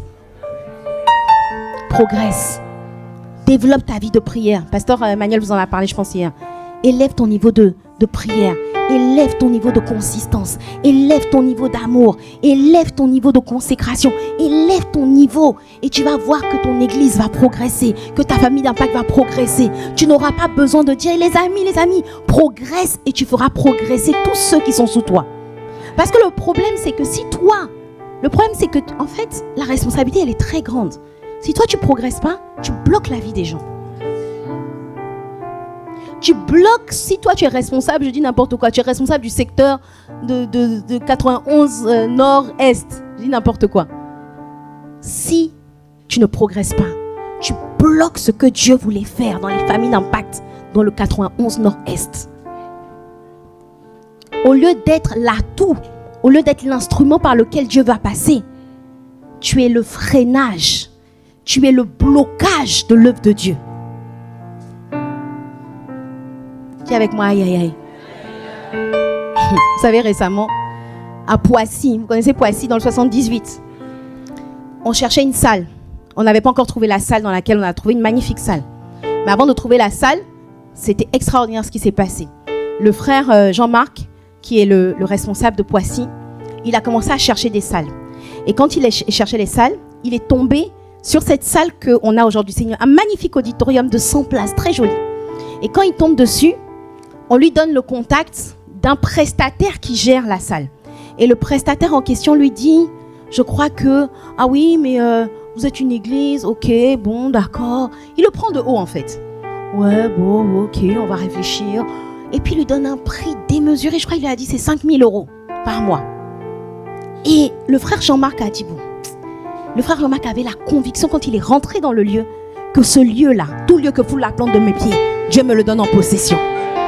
Il a dit, le manteau de mon père spirituel, l'apôtre Ivan, c'est un manteau de franchisseur d'obstacles, de dépasseur de limitations. Ce lieu-là, c'est à nous au nom de Jésus. Et quand il est rentré, donc le gars lui dit non, c'est 5 000 € et puis c'était compliqué en fait. Tu voyais que le gars n'était pas favorable. Et donc ce qu'il a fait, il avait la foi. Même il a dit bon, je cherche d'autres pistes. Donc il a continué à chercher d'autres pistes. Et quand il cherchait d'autres pistes, il va au Novotel de Poissy, en tout cas dans un hôtel, et il tombe sur une dame. Et la dame lui propose une salle, je crois, de 50 personnes. Et il dit à la dame, non mais en fait c'est trop petit, nous on a besoin d'au moins 100 personnes. Et la dame lui dit, mais je connais le responsable d'une salle. La salle qui visait en question. Dis avec moi, et la dame païenne, écoutez bien, lui donne le numéro de téléphone du gars qui était au-dessus du gars qui faisait. Et quand elle lui donne le numéro de téléphone, il va et le monsieur lui dit, oui, bon, ok, j'ai la conviction de vous donner la salle. Un païen, j'ai la conviction. Et il lui donne le grand auditorium plus une salle comme celle-là. Les deux pour 2 800 € par mois. Acclame le Seigneur. Mais la meilleure de toutes dans l'histoire, c'est qu'on apprend que le gars qui avait fait le malin, là, qui avait fait ah non, bah, il va voir le gars, donc le gars lui dit, ah mais finalement vous voulez la. Il dit non, c'est bon, j'ai déjà eu la salle avec votre supérieur pour 2 800. Ah bon, et tout ça. Il dit, ah, et le gars en question qui avait bloqué, il dit, moi-même je suis chrétien évangélique. Crie bien, crie bien, crie bien. Non mais l'histoire m'a choquée. Ça veut dire que Dieu n'a pas pu passer par un de ses enfants pour bénir ses enfants. Il a dû aller chercher un âne. Il a dû aller chercher un inconverti pour pouvoir faire du bien à ses enfants. Qu'est-ce que ça veut dire? Qu'est-ce que ça révèle? C'est pas parce que tu es enfant de Dieu que Dieu peut passer par toi. Tu peux être un blocage là où tu es placé là.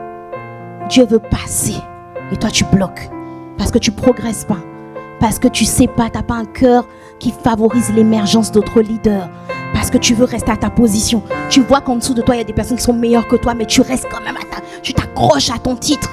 Tu n'es pas spirituel, tu ne pries pas assez, tu n'es pas assez conquérant, mais tu restes quand même à ce poste-là. Et tu bloques l'essor de l'œuvre de Dieu dans ta zone.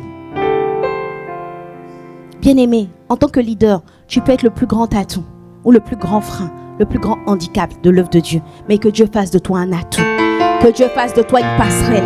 Que Dieu fasse de toi un instrument par lequel il peut passer pour franchir les barrières, pour transformer des multitudes de vies, pour emmener des multitudes à Christ. Voilà pourquoi quand j'ai une position, c'est une opportunité. Mais cette position n'est pas une finalité.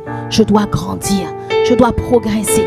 Parce que si je ne progresse pas, je bloque tous ceux qui sont en dessous de moi. Que quelqu'un me dise un bon amen. Amen.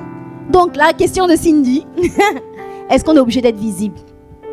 Est-ce que, en fait, quand elle dit visible, c'est la Bible dit dans Matthieu 5, verset 16, c'est ça? Que votre lumière luise. C'est ça que votre lumière luise devant les hommes, afin qu'ils voient vos bonnes œuvres et qu'ils glorifient votre Père qui est dans les cieux. Donc, il dit, afin qu'ils voient vos bonnes œuvres. Donc, tes bonnes œuvres doivent être visibles.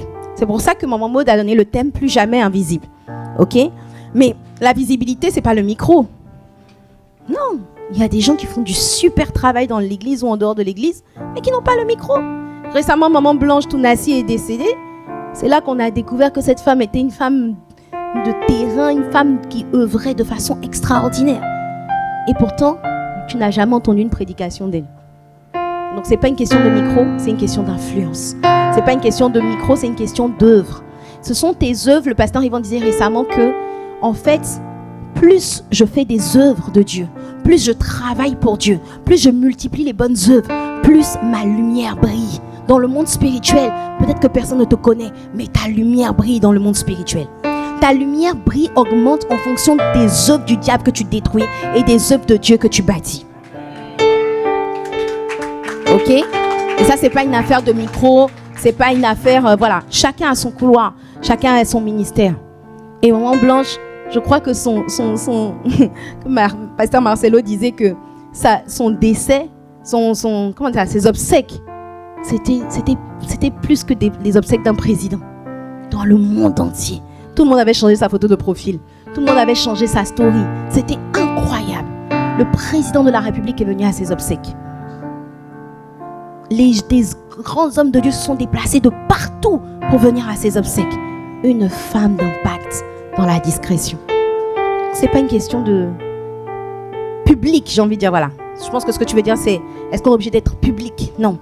Et je me rappelle qu'une fois, Maman Blanche était venue à la conférence à la Semaine Royale, enfin l'équivalent de la Semaine Royale, et on voulait faire une émission avec Pasteur Marcelo, et on voulait absolument que ce soit le couple, parce que c'était une émission sur le mariage. Et je me rappelle que j'avais insisté, je disais, il y avait Maman Blanche, il y avait Pasteur Marcelo, je dis non, Maman Blanche, il faut que vous fassiez l'émission avec Pasteur Marcelo et tout ça.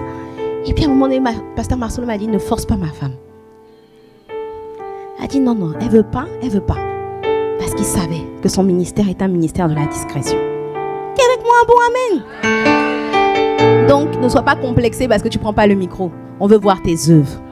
On veut voir ton impact. C'est quand elle est décédée que son mari a découvert le nombre d'enfants qui sont venus dire c'est elle qui me nourrissait, c'est elle qui me mettait à l'école.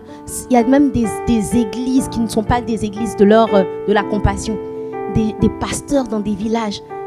En fait, c'est elle qui finançait notre œuvre. C'est là qu'il a découvert tout ce que sa femme faisait. Que Dieu fasse de toi une personne qui produit des grandes œuvres. Amen.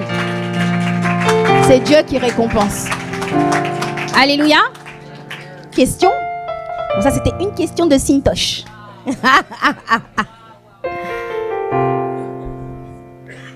Oui.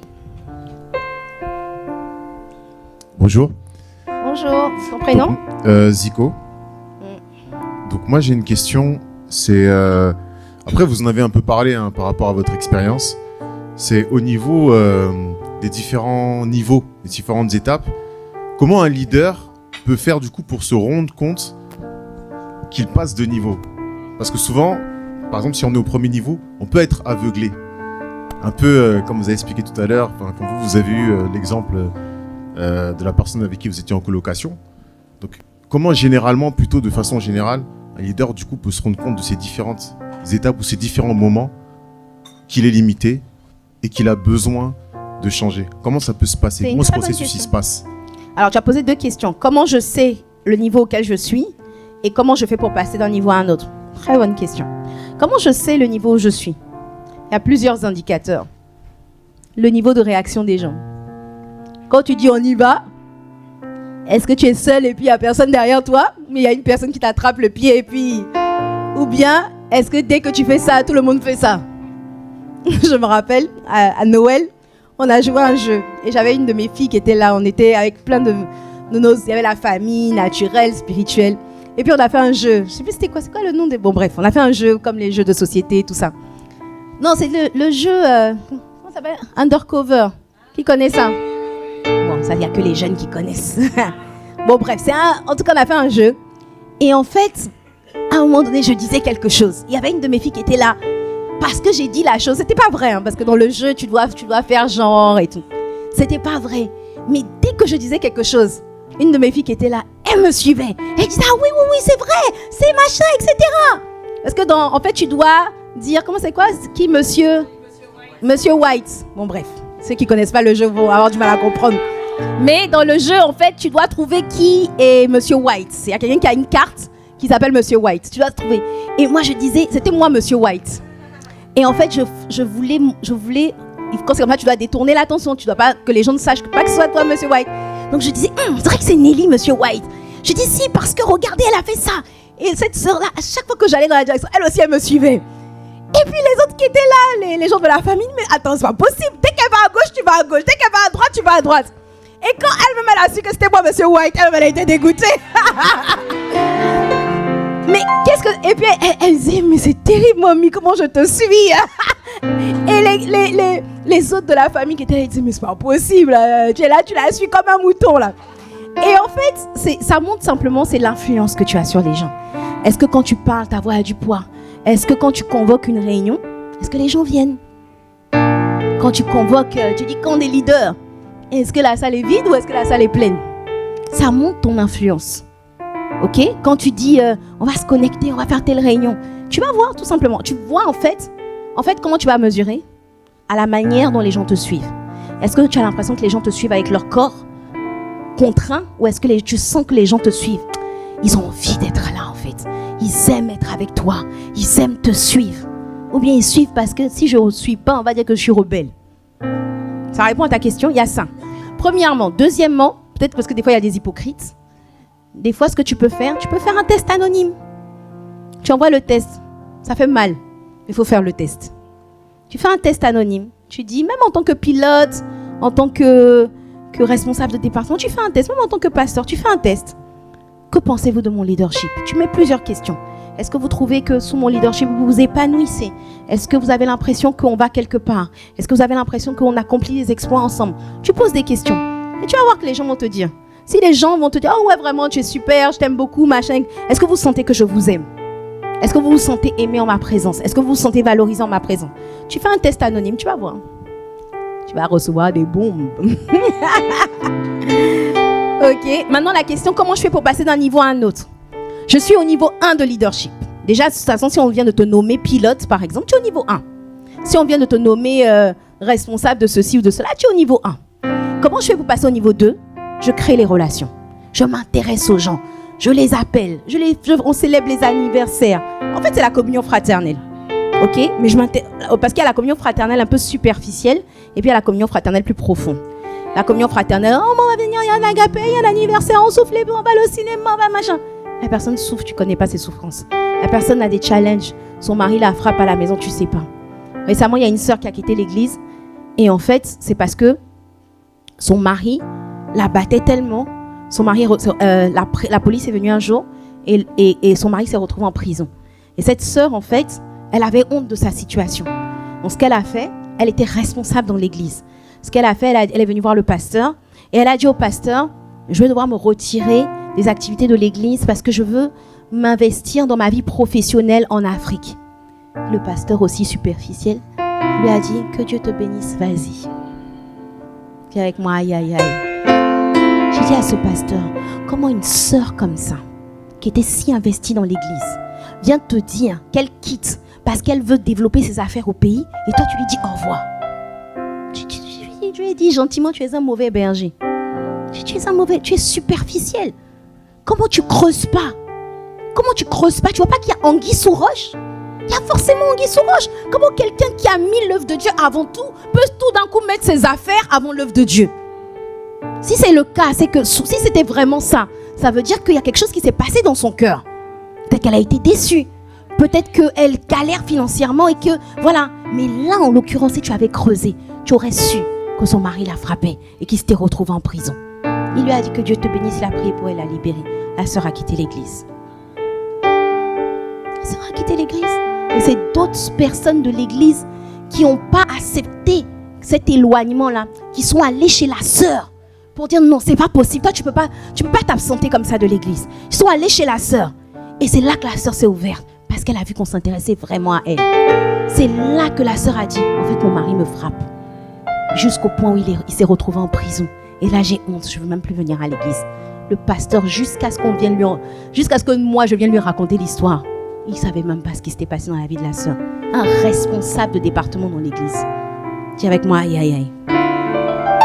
Donc, passe au niveau 2, intéresse-toi vraiment, sincèrement aux gens.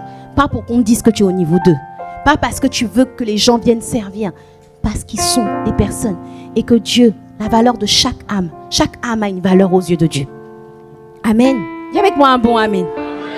Donc je passe du niveau 1 au niveau 2 en m'intéressant vraiment aux gens. Je applique les 10 clés dont Pasteur Emmanuel a parlé hier. Le niveau 3 de leadership, comment on fait pour passer de 2 à 3? Parce que si tu restes au niveau 2, le risque c'est la familiarité. Oh ouais, machin, tu es mon yaya, ok, on part, ça va, tu vas bien, machin, etc. Machin. Mais en fait, on va nulle part, on tourne en rond. Mais en fait, il n'y a pas de respect. Il y a de l'amitié, il y a de l'amour, mais il n'y a pas le respect. Le respect, la crédibilité vient quand lorsque je te suis, j'accomplis des exploits. Pourquoi tu respectes Maman Maud? Tu penses que c'est parce qu'elle a la position de Maman Maud? Parce que c'est la First Lady? Pourquoi tu la respectes? Non, dis-moi, pourquoi tu la respectes? Dis-moi. Quelqu'un d'autre que Sintosh? Pourquoi tu la respectes? Oh, pardon, désolé. Pourquoi tu la respectes? C'est grâce à elle qu'on a la cité royale. Acclame le Seigneur. En tout cas, c'est l'une des choses pour laquelle tu la respectes. Pourquoi? Parce que quand on l'a suivie, on a accompli des exploits. Et quel exploit! Et quel exploit! Sous son règne de première dame, nous avons bâti un édifice qui inspire le respect dans toute la francophonie. Ok? Donc comment je fais pour passer du niveau 2 au niveau 3? Je construis une cité royale. Non, je plaisante. Oui, tu peux arracher. Tu peux arracher. Comment on fait pour passer? On bâtit des œuvres. On fait des exploits. On se fixe des objectifs. L'équipe est là. Il y a des équipes ici dans les départements. Il n'y a pas d'objectif. On ne sait pas où on va. On est là, on tourne en rond. Fixe des objectifs. Tu es responsable de secteur. Tu es responsable de même tu es pilote. Comme je t'ai dit tout à l'heure, fixe des objectifs. Et bats-toi pour atteindre ces objectifs. Sois le premier à mouiller le maillot. C'est pas tu délègues. Oui, les amis, vous devez faire ça. Montre l'exemple. Sois le premier porteur d'âme, le premier ouvrier de l'œuvre. Dis avec moi un bon amen. Je me rappelle à l'époque, je dirigeais le ministère de la formation. Et en fait, j'avais besoin d'aide pour plein de choses. Mais à l'époque, je n'étais pas pasteur, je n'étais rien du tout. Et je me rappelle que c'était tout bête. Il y avait une armoire où on classait les cas pratiques des élèves. Parce qu'à l'époque, c'était en présentiel. Et j'avais besoin qu'on range l'armoire. J'ai demandé de l'aide 1 fois, 2 fois. J'ai dit, il faut ranger l'armoire.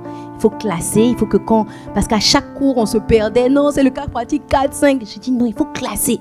Personne ne voulait faire. J'ai dit, ok, un jour, j'ai retroussé une manche, 2e manche. J'ai commencé à ranger l'armoire pendant plusieurs jours. À chaque fois qu'il y avait des gens de mon équipe qui passaient, on peut t'aider. Pourquoi? Quand les gens te voient payer le prix, ils ont envie de te soutenir. Et toujours dans cette même ministère de la formation, c'est là que j'ai appris à mouiller le maillot. Dans ce même ministère de la formation, j'avais besoin, on était à Boissy, d'aller chercher des gens à la gare. J'avais besoin que je cherchais des gens pour conduire la navette, pour aller chercher les gens à la gare. Les gens, personne, je ne trouvais jamais personne, parce que je n'avais pas d'influence. J'ai dit, ok, j'ai pris moi-même mon camion, j'allais chercher les gens à la gare. Je faisais les allées, Je faisais les retours. Après, je garais la navette. Je venais, je conduisais la prière. Je me battais, je mouillais le maillot. Et quand les gens vous voient mouiller le maillot, quand les gens vous voient productif, quand les gens voient que vous payez un prix, ils voient quelqu'un à qui ils ont envie de ressembler. Et même si tu n'as pas de titre, ils se disent, je veux te décharger. Donc, fixe des objectifs, mais sois le premier à mouiller le maillot. Tu es responsable de secteur, il n'y a pas de pilote. Mardi, tu fais une famille d'impact. Mercredi, tu fais une autre famille d'impact. Jeudi, tu montres l'exemple. Tu es exemplaire dans ta capacité à payer le prix. Dis avec moi un bon amen. Ok? Maintenant, pour passer du niveau 3 au 4, bon, soi-même, on est transformé. Et puis, on s'investit dans la vie des gens à tous les niveaux. À tous les niveaux. Et ça suppose que toi-même, tu t'ajustes. Toi-même, tu ne sais pas t'habiller. Apprends à t'habiller. Moi, avant, je m'habillais de façon hasardeuse. Non, mais vraiment, je sais que tu ne me crois pas. Mais c'était très compliqué. Je me rappelle quand je venais à l'église, pasteur Gisèle me disait, mais qu'est-ce qui t'est arrivé? Tu es sorti, on t'a poursuivi avant de... Et moi, je pensais que j'avais mis ma meilleure sape. Je me disais, mais c'est quoi en fait? Qu'il se passe quoi en fait? Je dis, mais pourquoi tu as mis ça avec ça? Je dis, mais ça va bien ensemble. Je dis, mais non, ça va pas ensemble. Dis avec moi, hey.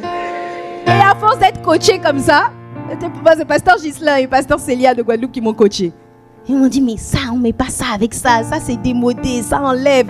Ta coiffure bizarre, ton truc, ton maquillage, machin, ça enlève. Ça, la chemise, pourquoi tu l'as mise comme ça, machin, ça va pas avec ça. À force de faire ça, j'ai appris à m'habiller. Et avec moi, un bon amen.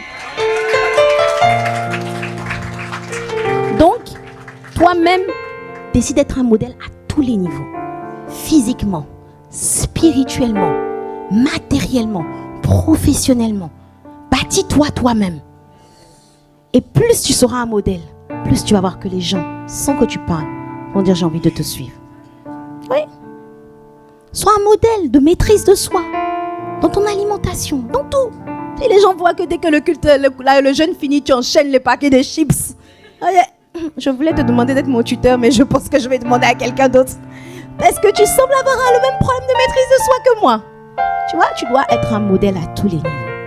Et ça te met une sainte pression pour progresser. Vous savez, c'est bien. Parce que quand je rentre dire ça, il y en a qui disent, bon, je pense que je vais attendre un peu avant de rentrer dans le domaine du leadership. Mais non, parce que la responsabilité fait grandir. Oui, moi je sais que, comme je vous ai dit, quand j'ai commencé à prendre soin des âmes, l'une de mes premières brebis, c'était pasteur Jocelyne. Vous connaissez pasteur Jocelyne, non? C'est ma fille et j'en suis très fière. Mon trophée. Ah bah oui, parce que quand tu es pasteur, tu engendras un autre pasteur, bah tu en es fier. Quand je suis arrivée, quand je l'ai prise, elle était broke de chez broke. Et à l'époque, moi, j'étais broke quand j'ai commencé à la suivre. Mais comme j'étais broke, quand elle venait avec sa broqueté, je me disais, je crois que je dois progresser dans ma broqueté. Ça me mettait la pression, vous voyez. C'est comme pasteur, il m'en donne souvent cet exemple. Quand tu as un enfant, quand une fille de 22 ans qui a un enfant et une fille de 22 ans qui n'a pas d'enfant, vous allez voir que ce n'est pas le même niveau de maturité.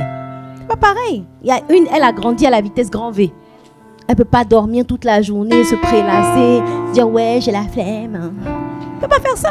Tu as la flemme, lève-toi, le bébé crie. Personne ne va venir t'aider. Donc, le fait, si tu veux vite progresser, je te donne un conseil. Tu veux vite progresser, prends soin des âmes. Ça va te faire grandir à la vitesse grand V. Pourquoi? Parce que les âmes sont nos meilleurs. Quelqu'un a dit tyran. Hein? Étirement, oui. Parce que les enfants vous font grandir. Moi, je vois l'amour de Dieu a grandi en moi à travers le suivi des âmes. J'ai eu des gens tellement bizarres. Entre ceux qui te déçoivent, ceux qui oublient, ceux qui te critiquent, ceux qui sont déloyaux. Maintenant, il y a toute cette catégorie. Maintenant, parmi les gens qui te suivent avec un bon cœur, il y a ceux, ça fait 20 fois que tu lui répètes de ne pas tomber dans l'impudicité et il retombe dans l'impudicité. Et tu dois être patient. Tu dois développer l'amour qui est patient. Il y a quelqu'un, ça fait 20 fois que tu lui expliques son identité. Il dit non, je suis rien. Tu dis mais je vais ouvrir ton cerveau, puis mettre l'information et puis refermer, c'est pas possible. Je fais exprès maintenant ou quoi? Ça développe l'amour qui est patient. Ça développe l'amour qui supporte tout. Il y en a qui vont... Moi j'ai des brebis qui m'ont ramassé. Oui, il y a des gens... La fille dont je vous parle, je te dis, elle est sortie de chez moi. Au début, quand j'ai commencé à la suivre, celle que je vous dis, elle est sortie, mariée. Au début, quand je commençais à la suivre, elle me ramassait. Elle me disait, oui, c'est n'importe quoi. Je dis, mais j'ai appris à être patiente. J'ai appris à demander pardon pour elle, à crier à Dieu pour sa vie. Ça te fait grandir. Et puis toi-même, quand tu vois ça, tu peux pas faire caca dans ta culotte quand tu vois que toi-même, tu dois nettoyer le caca, excusez-moi le terme, le CACA d'un bébé. Tu sens que toi, à un moment donné, il faut que tu grandisses, en fait. Tu peux plus faire la même chose. On peut pas être au même niveau. Vous voyez, donc en fait, si tu veux progresser vite, prends soin des âmes. Ils seront ton meilleur catalyseur. Alléluia. On peut acclamer le Seigneur.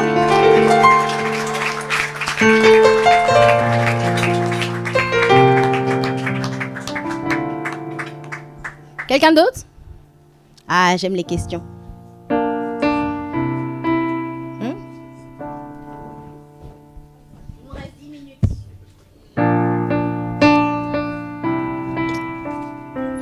Moi, j'avais une question.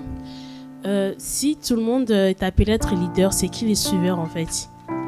Parce que ma question c'est ça en fait. Parce que j'ai l'impression que tout le monde est appelé à être leader, du coup, c'est qui les suiveurs en fait? À un instant T, quelqu'un est toi, aujourd'hui, tu peux être le leader de quelqu'un, mais être le suiveur de quelqu'un d'autre. Moi, je suis pasteur Yvan, mais je suis leader d'autres personnes. Voilà. Donc toi, tu veux qu'il y en ait qui restent suiveurs pour que nous, on puisse rester leader? Non, je t'embête. Oui, c'est parce que pour moi, je me dis, tout le monde ne peut pas avoir le sens de leadership, je sais pas. Je donne un exemple. Par exemple, moi, je suis l'aîné et les gens me disent que quand on est l'aîné, c'est automatique. Genre, tu es né avec. Alors que pour moi, je pense que non, en fait. C'est pas parce que je suis l'aîné que forcément je suis appelé à être leader, en fait. Oui, non, c'est un bon point. Bon, des fois, le leader de la famille, c'est le petit frère. Des fois, le leader, c'est même pas la maman ou le papa, c'est la grande sœur. Donc ça veut rien dire. Mais en fait, c'est-à-dire qu'effectivement, il y a des gens qui ont un leadership naturel. Mais le leadership n'est pas inné, il s'apprend. Il y a des gens qui ont naturellement ce sens du leadership, d'autres qui ne l'ont pas naturellement, mais ça s'apprend. Voilà. C'est comme faire la cuisine. Toute femme doit savoir faire la cuisine, qu'une femme dise amen. Et puis il y en a, elles ont la capacité naturelle de faire la cuisine. Et puis il y en a comme moi, elles transpirent avant de faire la cuisine. Voilà. Donc il y en a chez qui c'est naturel, il y en a d'autres chez qui il faut apprendre. Tout simplement. Voilà. Il y en a qui naturellement savent... Il y en a, ils vont te dire, personne ne m'a jamais appris à jouer au piano. Je me suis mis sur un clavier comme ça, et puis je suis joué au piano. Puis il y en a, ils vont prendre des cours pendant 6 ans. Le gars, il ne comprend toujours pas. Vous voyez? Donc, il y en a chez qui c'est naturel, c'est même un talent que Dieu leur a donné. Et puis il y en a chez qui, dans tous les cas, il faut l'apprendre. Parce que même ceux qui ont le leadership naturel, ce que je viens de dire là, tu ne savais pas. Dis avec moi un bon amen. Voilà, il y avait des choses peut-être que tu faisais naturellement, mais il y a des choses que tu dois apprendre. Ok? Et souvent, les gens qui ont la personnalité rouge, ils ont un leadership naturel. Bon, je ne vais pas aller là-bas. Il y a différents types de personnalités. Ça sera pour un autre camp. Alléluia. Ok? Une autre question? Oui?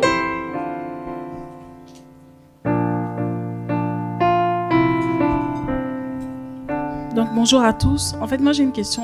À partir de quel moment on est considéré comme un leader? Est-ce qu'on est leader parce qu'on a une responsabilité forcément à l'église? Ou alors est-ce qu'on peut, je sais pas, crier, aller vers les âmes, évangéliser, puis être responsable, se responsabiliser soi-même et être considéré comme un leader? Le leadership, c'est pas un titre. C'est pas quelqu'un qui te l'octroie, qui dit je considère. Il n'y a pas quelqu'un qui va dire je considère que tu es un leader. J'ai envie de dire en matière de l'église, c'est Dieu qui va juger. Ou ce sont les hommes qui vont juger. Voilà. Vous voyez, il y a des gens, il y a des gens. Moi, je sais qu'il y avait une sœur dans l'église. À chaque fois, je demandais, mais par exemple, quand je suis allée aux Ulysses tout à l'heure, il y a une sœur, il y a plusieurs âmes avec qui j'ai parlé qui m'ont dit c'est la sœur Intel qui m'a ramenée. C'est un leader. Est-ce qu'on a besoin que quelqu'un lui donne un titre? On n'a pas besoin que quelqu'un la considère. Elle est peut-être même pas connue. Je crois qu'elle est là depuis 1 mois. Elle a ramené plus d'âmes que beaucoup de leaders. Vous voyez? Les gens de l'ombre. mais qui travaille efficacement pour le royaume. Que Dieu fasse de toi un travailleur efficace. Quelqu'un qui produit de grandes œuvres, quelqu'un qui gagne et qui affermit les âmes. Amen. Ok, quelqu'un d'autre?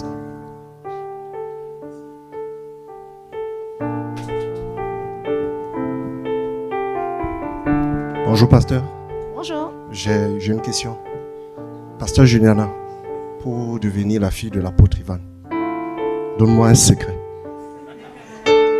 Pour devenir la fille, c'est-à-dire? C'est-à-dire pour avoir été ce que tu es là. En tant que brebis, moi je me mets maintenant sur la position de la brebis, c'est-à-dire de celui qui est encadré. C'est quoi ton secret? Le secret de pasteur Juliana, pas le secret de le leadership. Ok, je comprends. Je comprends ta question qui pouvait paraître bizarre au début. Je comprends ton cœur, le fond de ta pensée, je pense. Oui, parce que c'est vrai qu'on enseigne sur le fait d'être leader, mais il faut aussi enseigner sur le fait de l'art de suivre. Alors, c'est une très bonne question. Pour être un bon, j'ai envie de dire, j'aime pas trop le mot suiveur, parce que ça fait comme si, genre, voilà, mouton, comme si c'était écrasé. Mais voilà, un bon disciple, voilà. Un bon disciple, pour être un serviteur d'un serviteur. Pour être comme Josué, serviteur de Moïse. J'ai beaucoup de clés à donner. Ça sera l'objet d'un... Non, je plaisante. Dis avec moi, dis-nous. Bon, mais ça vous intéresse pas, je peux ne pas dire. Là, je fais comme Benny Dag, là. Ok, j'ai plusieurs clés que j'aimerais partager, mais... Alors, je dirais première des choses, c'est être un porteur d'armes. Il y a beaucoup de gens qui veulent être proches de l'autorité. Beaucoup de gens veulent être proches de l'autorité. Oui, moi, je vais être le bras droit. Déjà, premièrement, est-ce que tu peux boire la coupe que moi je bois? Est-ce qu'on peut t'appeler à 1h du matin pour dire est-ce que tu peux me modifier, machin, etc. Ou me dire, ah non, mais pasteur, quand même, là, je dors, etc. Déjà, je dirais que premièrement, comme j'ai dit, il faut être un bon porteur d'armes. Ça veut dire quoi? Un porteur d'armes, c'est pas quelqu'un qui juste se contente de petites tâches, mais c'est quelqu'un qui va terrasser le Goliath de Saül. Il y a des Goliaths qui injurient Saül et Dieu cherche des David pour les terrasser. Quand tu deviens le David qui terrasse le Goliath de Saül, alors Dieu t'élève. Est-ce que tu me suis? Qu'est-ce que ça veut dire? Ça veut dire que toutes les autorités établies ont des challenges. Elles ont des problèmes P. Elles ont des Goliaths G. Elles ont des challenges qui les énervent, qui les fatiguent, qui les dérangent. Et elles cherchent non pas des gens qui... Tu es obligé de lui dire... Les autorités qui sont chargées ne cherchent pas des exécutants. Ils cherchent des gens proactifs. Ils ne cherchent pas juste des dépanneurs, des gens qui jouent juste de la harpe pour les soulager. Ils veulent pas. David n'a pas été distingué pour avoir joué de la harpe parce que Saül avait déjà croisé David. Saül avait croisé David quand Saül était possédé par le démon. David venait jouer de la harpe, mais ça n'a pas distingué David. Ce qui a distingué David, c'est de terrasser Goliath. Donc, est-ce que tu joues de la harpe ou est-ce que tu terrasses les Goliaths?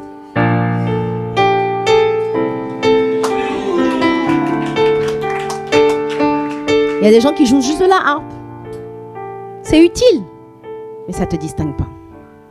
Et puis il y a des gens qui terrassent les Goliaths. Le pasteur dit, je donne un exemple.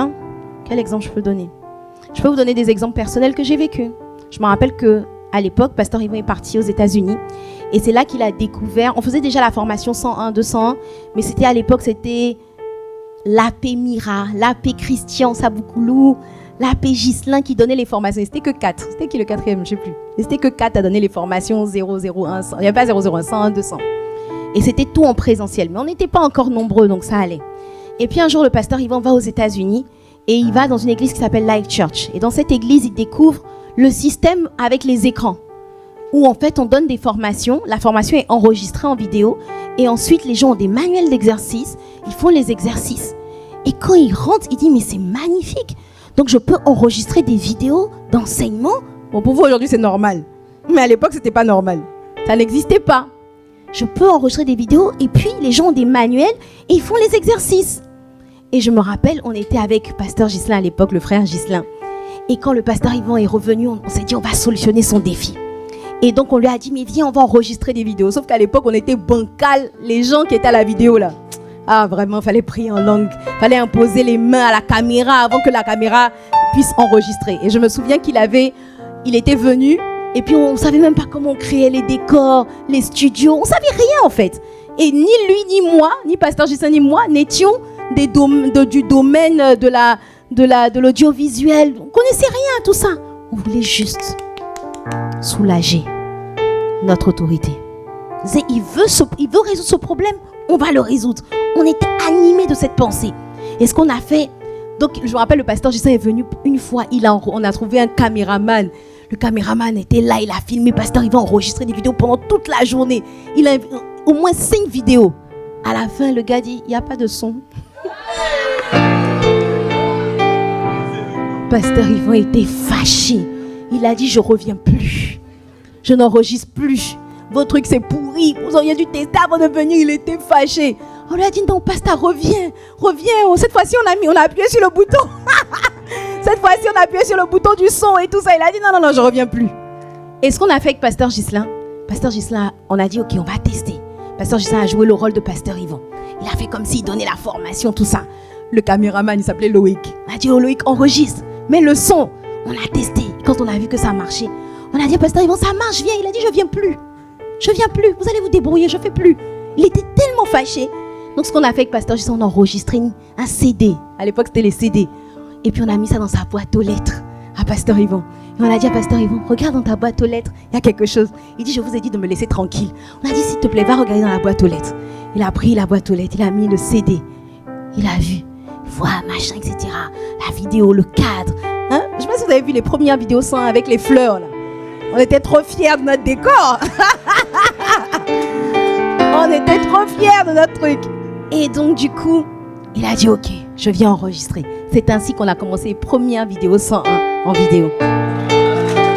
Et quand on a commencé comme ça, le pasteur, ils vont dire, ok, c'est bien, on a fait la vidéo. Maintenant, il faut des manuels d'exercice. Je me rappelle un jour, je lui ai dit, non, mais je vais faire les manuels. Il m'a dit, tu vas faire ça comment? Tu sais faire ça où? Il croyait en moi de manière générale, mais là, il a dit, non, laisse, t'inquiète pas, je vais le faire moi-même. Mais je me suis dit, mais le monsieur est chargé, il fait 4 cultes. À l'époque, on faisait 4 cultes. Il faisait 4 cultes de 8h à 18h le dimanche. Je dis, mais pourquoi c'est lui qui doit encore dans la semaine écrire des manuels? Je vais le faire. Et je suis allée chercher Dieu. J'ai dit, Saint-Esprit, où un mois pour écrire les manuels. Et j'ai demandé au Saint-Esprit, où un mois. Et je me suis enfermée. J'ai commencé à écrire. J'ai fait 3-4 sessions d'exercice, vous savez, le manuel de chaque session. Et quand j'ai fait, je lui ai envoyé un exemplaire. Il a dit, waouh. Il a dit, mais c'est exactement ce qu'il faut faire. Et après, quand il me voyait à l'église, il me disait, tu fais quoi à l'église? Va t'enfermer, va finir le manuel. Et c'est comme ça, bien aimé, que j'ai découvert la grâce de la conception. J'ai découvert même plusieurs années après que ça s'appelait l'ingénierie pédagogique. Je ne suis jamais allée à l'école pour ça. J'ai fait master en marketing. Dieu m'a oint parce que je voulais solutionner le défi de Saül. Et jusqu'à aujourd'hui, par la grâce de Dieu, par exemple à l'école biblique, tous les cas pratiques, tous les trucs, par la grâce de Dieu, c'est moi qui ai tout fait. C'est-à-dire même la conception de dire, on commence par telle formation, on fait le sang de Jésus, ensuite on fait ça, il y a tel exercice, il y a à la formation 101, la formation 201, tout ce que vous faites par la grâce de Dieu, Dieu est passé par moi pour l'enfanter. Je vous ai dit que moi, j'étais persuadée que je n'avais pas de talent. Mais j'avais juste un cœur qui voulait soulager l'autorité. Et jusqu'à aujourd'hui, une fois quelqu'un m'a dit « Ah, vraiment, j'aime beaucoup ton ministère. Je bénis Dieu pour ton ministère. » J'ai dit « Moi, je n'ai pas de ministère. Moi, je suis un serviteur de son serviteur. » Si son serviteur a besoin d'être déchargé pour coordonner un événement, je coordonne l'événement. Mais si son serviteur a besoin d'être déchargé pour prêcher l'évangile, je vais aller prêcher l'évangile. Je suis un serviteur de son. C'est comme ça que Dieu me bénit.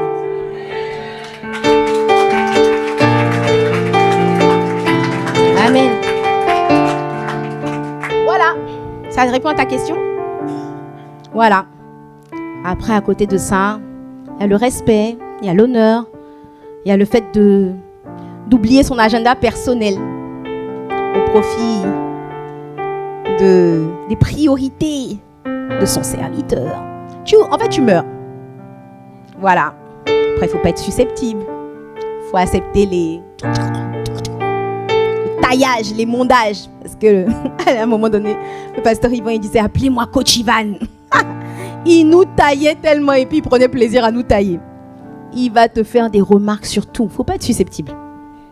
Ah, non, il m'a parlé comme ça, je suis déçue. Moi, on m'a déjà mis à pied pendant... Bon, on va finir le camp. Non, mais c'est vrai. Mais c'est vrai. Moi, je sais qu'il y a eu un moment donné, en 2013, j'étais pasteur. Le pasteur Yvan m'a mis à pied. Pendant 1 an, il ne m'a pas adressé la parole. Émondage. Mon cœur était rempli d'orgue parce que j'avais tellement envie de progresser. La gosse ne savait plus où elle était, elle avait les chevilles enflées. On m'a juste fait descendre. Tout ça, ça fait partie. Beaucoup de gens à ma place auraient quitté l'église. J'ai accepté de m'asseoir. J'ai accepté de me soumettre. J'ai accepté la correction. J'ai accepté la réprimande. Et c'était à refaire. Je peux même payer pour repasser par le brisement par lequel je suis passée. Parce que je sais que si je n'avais pas été humiliée, j'allais être une personne orgueilleuse. David a dit, avant d'être humilié, je m'égarais. Maintenant, j'observe ta parole. Donc suivre un leader, c'est aussi accepter ses réprimandes, accepter ses corrections, sans te vexer, sans t'outrer, machin. Des fois, pasteur Yvan, tu conduis la prière. Tout le monde te dit, je me rappelle d'un jour, ah non, c'était trop fort. J'ai conduit la prière, l'église était en feu, les gens étaient debout, c'était le feu. Je sors de la prière, moi je dis, ah non, franchement aujourd'hui là, hey, l'onction de Dieu était au rendez-vous, je descends. Tout le monde, oh vraiment, pasteur Juliana, je veux te dire vraiment, la manière dont tu as conduit la prière, c'était trop fort, ah machin, etc. Pasteur Yvan me dit, viens un peu ici. Je viens, il me dit, tu étais complètement à côté de la plaque. Je dis, comment ça? Là où tout le monde m'a acclamé, là. Je dis, tu as bien écouté? Je ne lui ai pas dit ça, mais c'est ce que j'ai pensé dans mon cœur. Je me suis dit, bon, peut-être qu'il est arrivé au mauvais moment. Je dis, mais Daddy, tu es arrivé quand? Depuis le début. Il me dit, tu étais complètement charnel. Je dis, comment ça? Il dit, je sais reconnaître quand quelqu'un est conduit par l'esprit, quand quelqu'un est conduit par la chair. Je crois que pendant au moins 3 mois ou 6 mois, je n'ai pas conduit la prière. Moi, je ne voulais pas. Tu prends le... moi? Oh non. C'est pas la peine. C'est pour ça que vous allez voir que nous, les pasteurs, là, on n'est jamais pressés de prendre le micro. Nous, les fils du PP, ceux qui avons grandi auprès du PP. Allez, les pasteurs, moi, je suis toujours choquée. Est-ce que je peux prêcher? J'ai envie de prêcher. J'ai dit, moi. C'est-à-dire que quand tu prends le micro, tu trembles. Parce que si jamais ce monsieur-là t'a écouté... Je me rappelle la dernière fois j'étais à Yaoundé et c'était en direct. Et quand je descends de la chaire, je vois une notification de pasteur Yvan. Je dis, il a écouté mon message. Et puis il me dit, il m'a enchaîné de messages de correction. Tu as dit que l'obéissance est une forme de sacrifice. L'obéissance n'est pas une forme de sacrifice. L'obéissance est la plus grande forme de sacrifice. Je dis, mais Daddy, c'est pareil. Non, c'est pas pareil. Viens avec moi. Hey. Et quand tout le monde t'acclame, je vous ai dit que c'est quelqu'un qui a toujours beaucoup cru en moi. Mais en même temps, c'était quelqu'un qui m'a toujours ramené dans l'humilité. Avec lui, si tu es orgueilleux, vraiment, tu es fort. Parce qu'il te... Quand tu penses que tu es arrivé, tu redescends. Jusqu'à aujourd'hui, je vous dis, je suis coachée, je suis taillée, je suis émondée.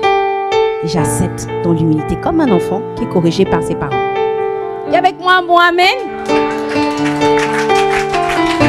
Toi, on t'a dit de t'asseoir juste 1 semaine, je quitte l'église. Comment tu veux rentrer dans ta destinée? Comment? Parce qu'il y a des choses, Dieu doit te préparer. Il y a des niveaux de gloire, il y a des niveaux d'acclamation. Aujourd'hui, tu peux m'acclamer comme tu veux. L'orgueil ne va pas rentrer. J'ai trop été brisée. J'ai trop été broyée. Tu peux me dire, je t'admire. Vas-y, parle. Tu ne sais pas que c'est un croque-mort qui est devant toi. Quelqu'un qui a été brisé, taillé. Moi, je vais être là, mon cœur va enfler parce que tu m'as dit que j'ai bien prêché. Alors là, c'est que j'ai vraiment... je souffre d'une amnésie profonde. Donc, accepte le brisement parce qu'il fait partie... En fait, ton niveau de brisement, c'est ton niveau de protection. Ça te protège. Parce que quand tu as l'orgueil, le diable peut te décapiter à n'importe quel moment. La Bible dit que l'humilité précède la gloire, mais l'orgueil précède la chute. Et pour être délivré de l'orgueil, surtout quand tu es en responsabilité, il te faut un leader qui va te tailler. Acclame le Seigneur, acclame le Seigneur. Ah, il y a encore une question? Bon. Merci pour la parole. J'ai une question en tant que femme et en même temps, en fait c'est une question un peu personnelle, sachant que vous êtes mère, vous êtes également épouse et vous travaillez également, vous avez également la gestion des small groups et en tant que pasteur, comment faire pour être une leader efficace? Fais l'école de la productivité. Non, en fait, on m'a souvent posé cette question et c'est ça qui a fait que j'ai créé l'école de la productivité. C'est un organisme de formation que j'ai créé, une formation, parce qu'en fait, c'est long. Il faut que je t'explique beaucoup de principes. Voilà, beaucoup de principes. Ça ne peut pas se répondre en une question. Il faut que tu saches définir ta vision. Il faut que tu apprennes à gérer tes priorités. Il faut que tu aies des objectifs, un plan d'action. Il faut que tu développes la focalisation. Il faut que... Quoi encore, Stéphanie, hein? Voilà, il faut être autodiscipliné. Il y a tellement de clés. Voilà, je vais pas te répéter. Si je te donne une réponse, tu vas aller appliquer, tu vas me dire ça marche pas. Parce que c'est comme si je te donne juste du riz, tu mets pas la sauce dessus. Voilà, il faut que je te donne le riz, la sauce et puis le poulet. Comme ça, et les légumes. Comme ça, tu sais que ton repas est complet. Voilà. Donc, il y a Stéphanie qui est là à la fin si ça vous intéresse de faire l'école de la productivité. Elle peut vous aider à vous inscrire. Voilà. Ok, je pense que je vais laisser le micro. Alléluia. Que Dieu vous bénisse abondamment.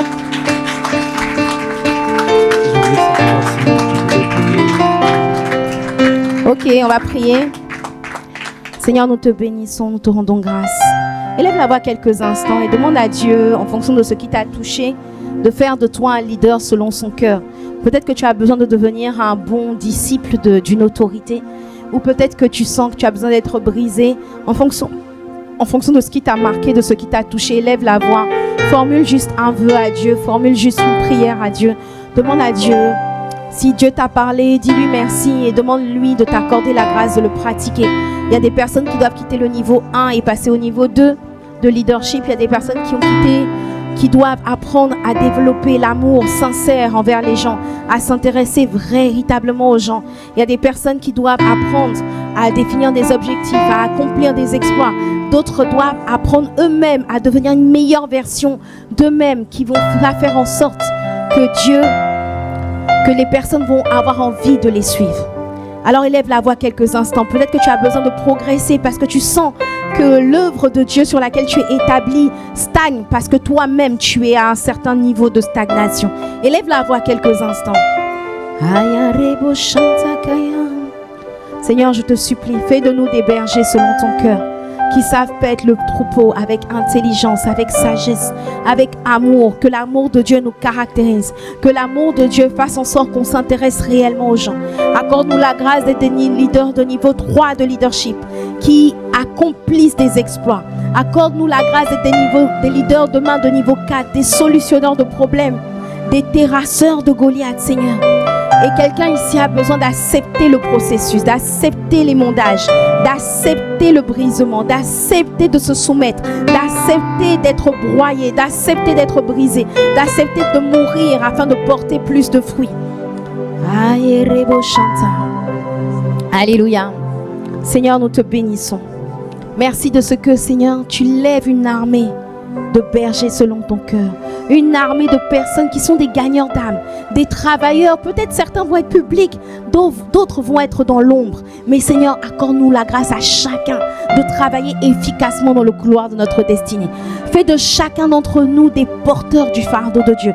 Fais de chacun d'entre nous des terrasseurs de Goliath. Fais de chacun d'entre nous, Seigneur, oh Dieu, des gagneurs d'âme et des affermisseurs d'âme. Fais de chacun de nous, non pas des leaders de niveau 1, mais au minimum des leaders de niveau 2, puis des leaders de niveau 3 et de niveau 4, Seigneur. Lève une armée de bergers qui feront en sorte que tes brebis, Seigneur, oh Dieu, seront soignés, seront guéris, seront libérés, seront transformés, Seigneur.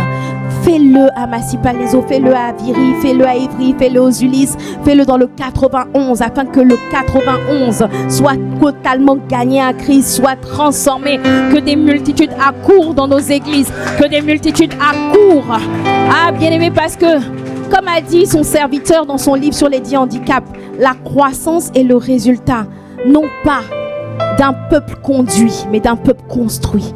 Alors lève ici des constructeurs, lève ici des leaders selon ton cœur, Seigneur, qui construisent les vies, Seigneur. Et alors que les vies seront construites, la croissance sera visible. Dans nos familles d'impact, la croissance sera visible. Je déclare et je décrète, j'appelle la croissance dans ta famille d'impact au nom de Jésus. J'appelle la croissance dans ton secteur au nom de Jésus. J'appelle la croissance dans les départements au nom puissant de Jésus. J'appelle la croissance à l'église de Massy-Palaiseau dans le nom puissant de Jésus.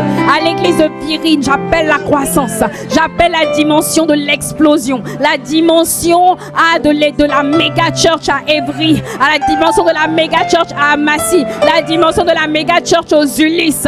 Dans le nom puissant de Jésus. Nous te supplions de faire infiniment. Nous te supplions de faire abondamment. Au-delà de ce que nous sommes capables de penser ou d'imaginer. Parce que tu as un peuple nombreux dans chacune de ces villes. Tu as dit prêche car j'ai un peuple nombreux. Alors s'il te plaît, Seigneur, oh Dieu, suscite les bergers qui vont accueillir ce peuple nombreux. Les gagnants d'âme et les bergers selon ton cœur, Seigneur. Fais infiniment au-delà de ce que nous sommes capables de penser ou d'imaginer par la puissance du Saint-Esprit qui agit en nous, Père, au nom de Jésus. Amen, amen. Est-ce que tu peux acclamer le Seigneur? Alléluia.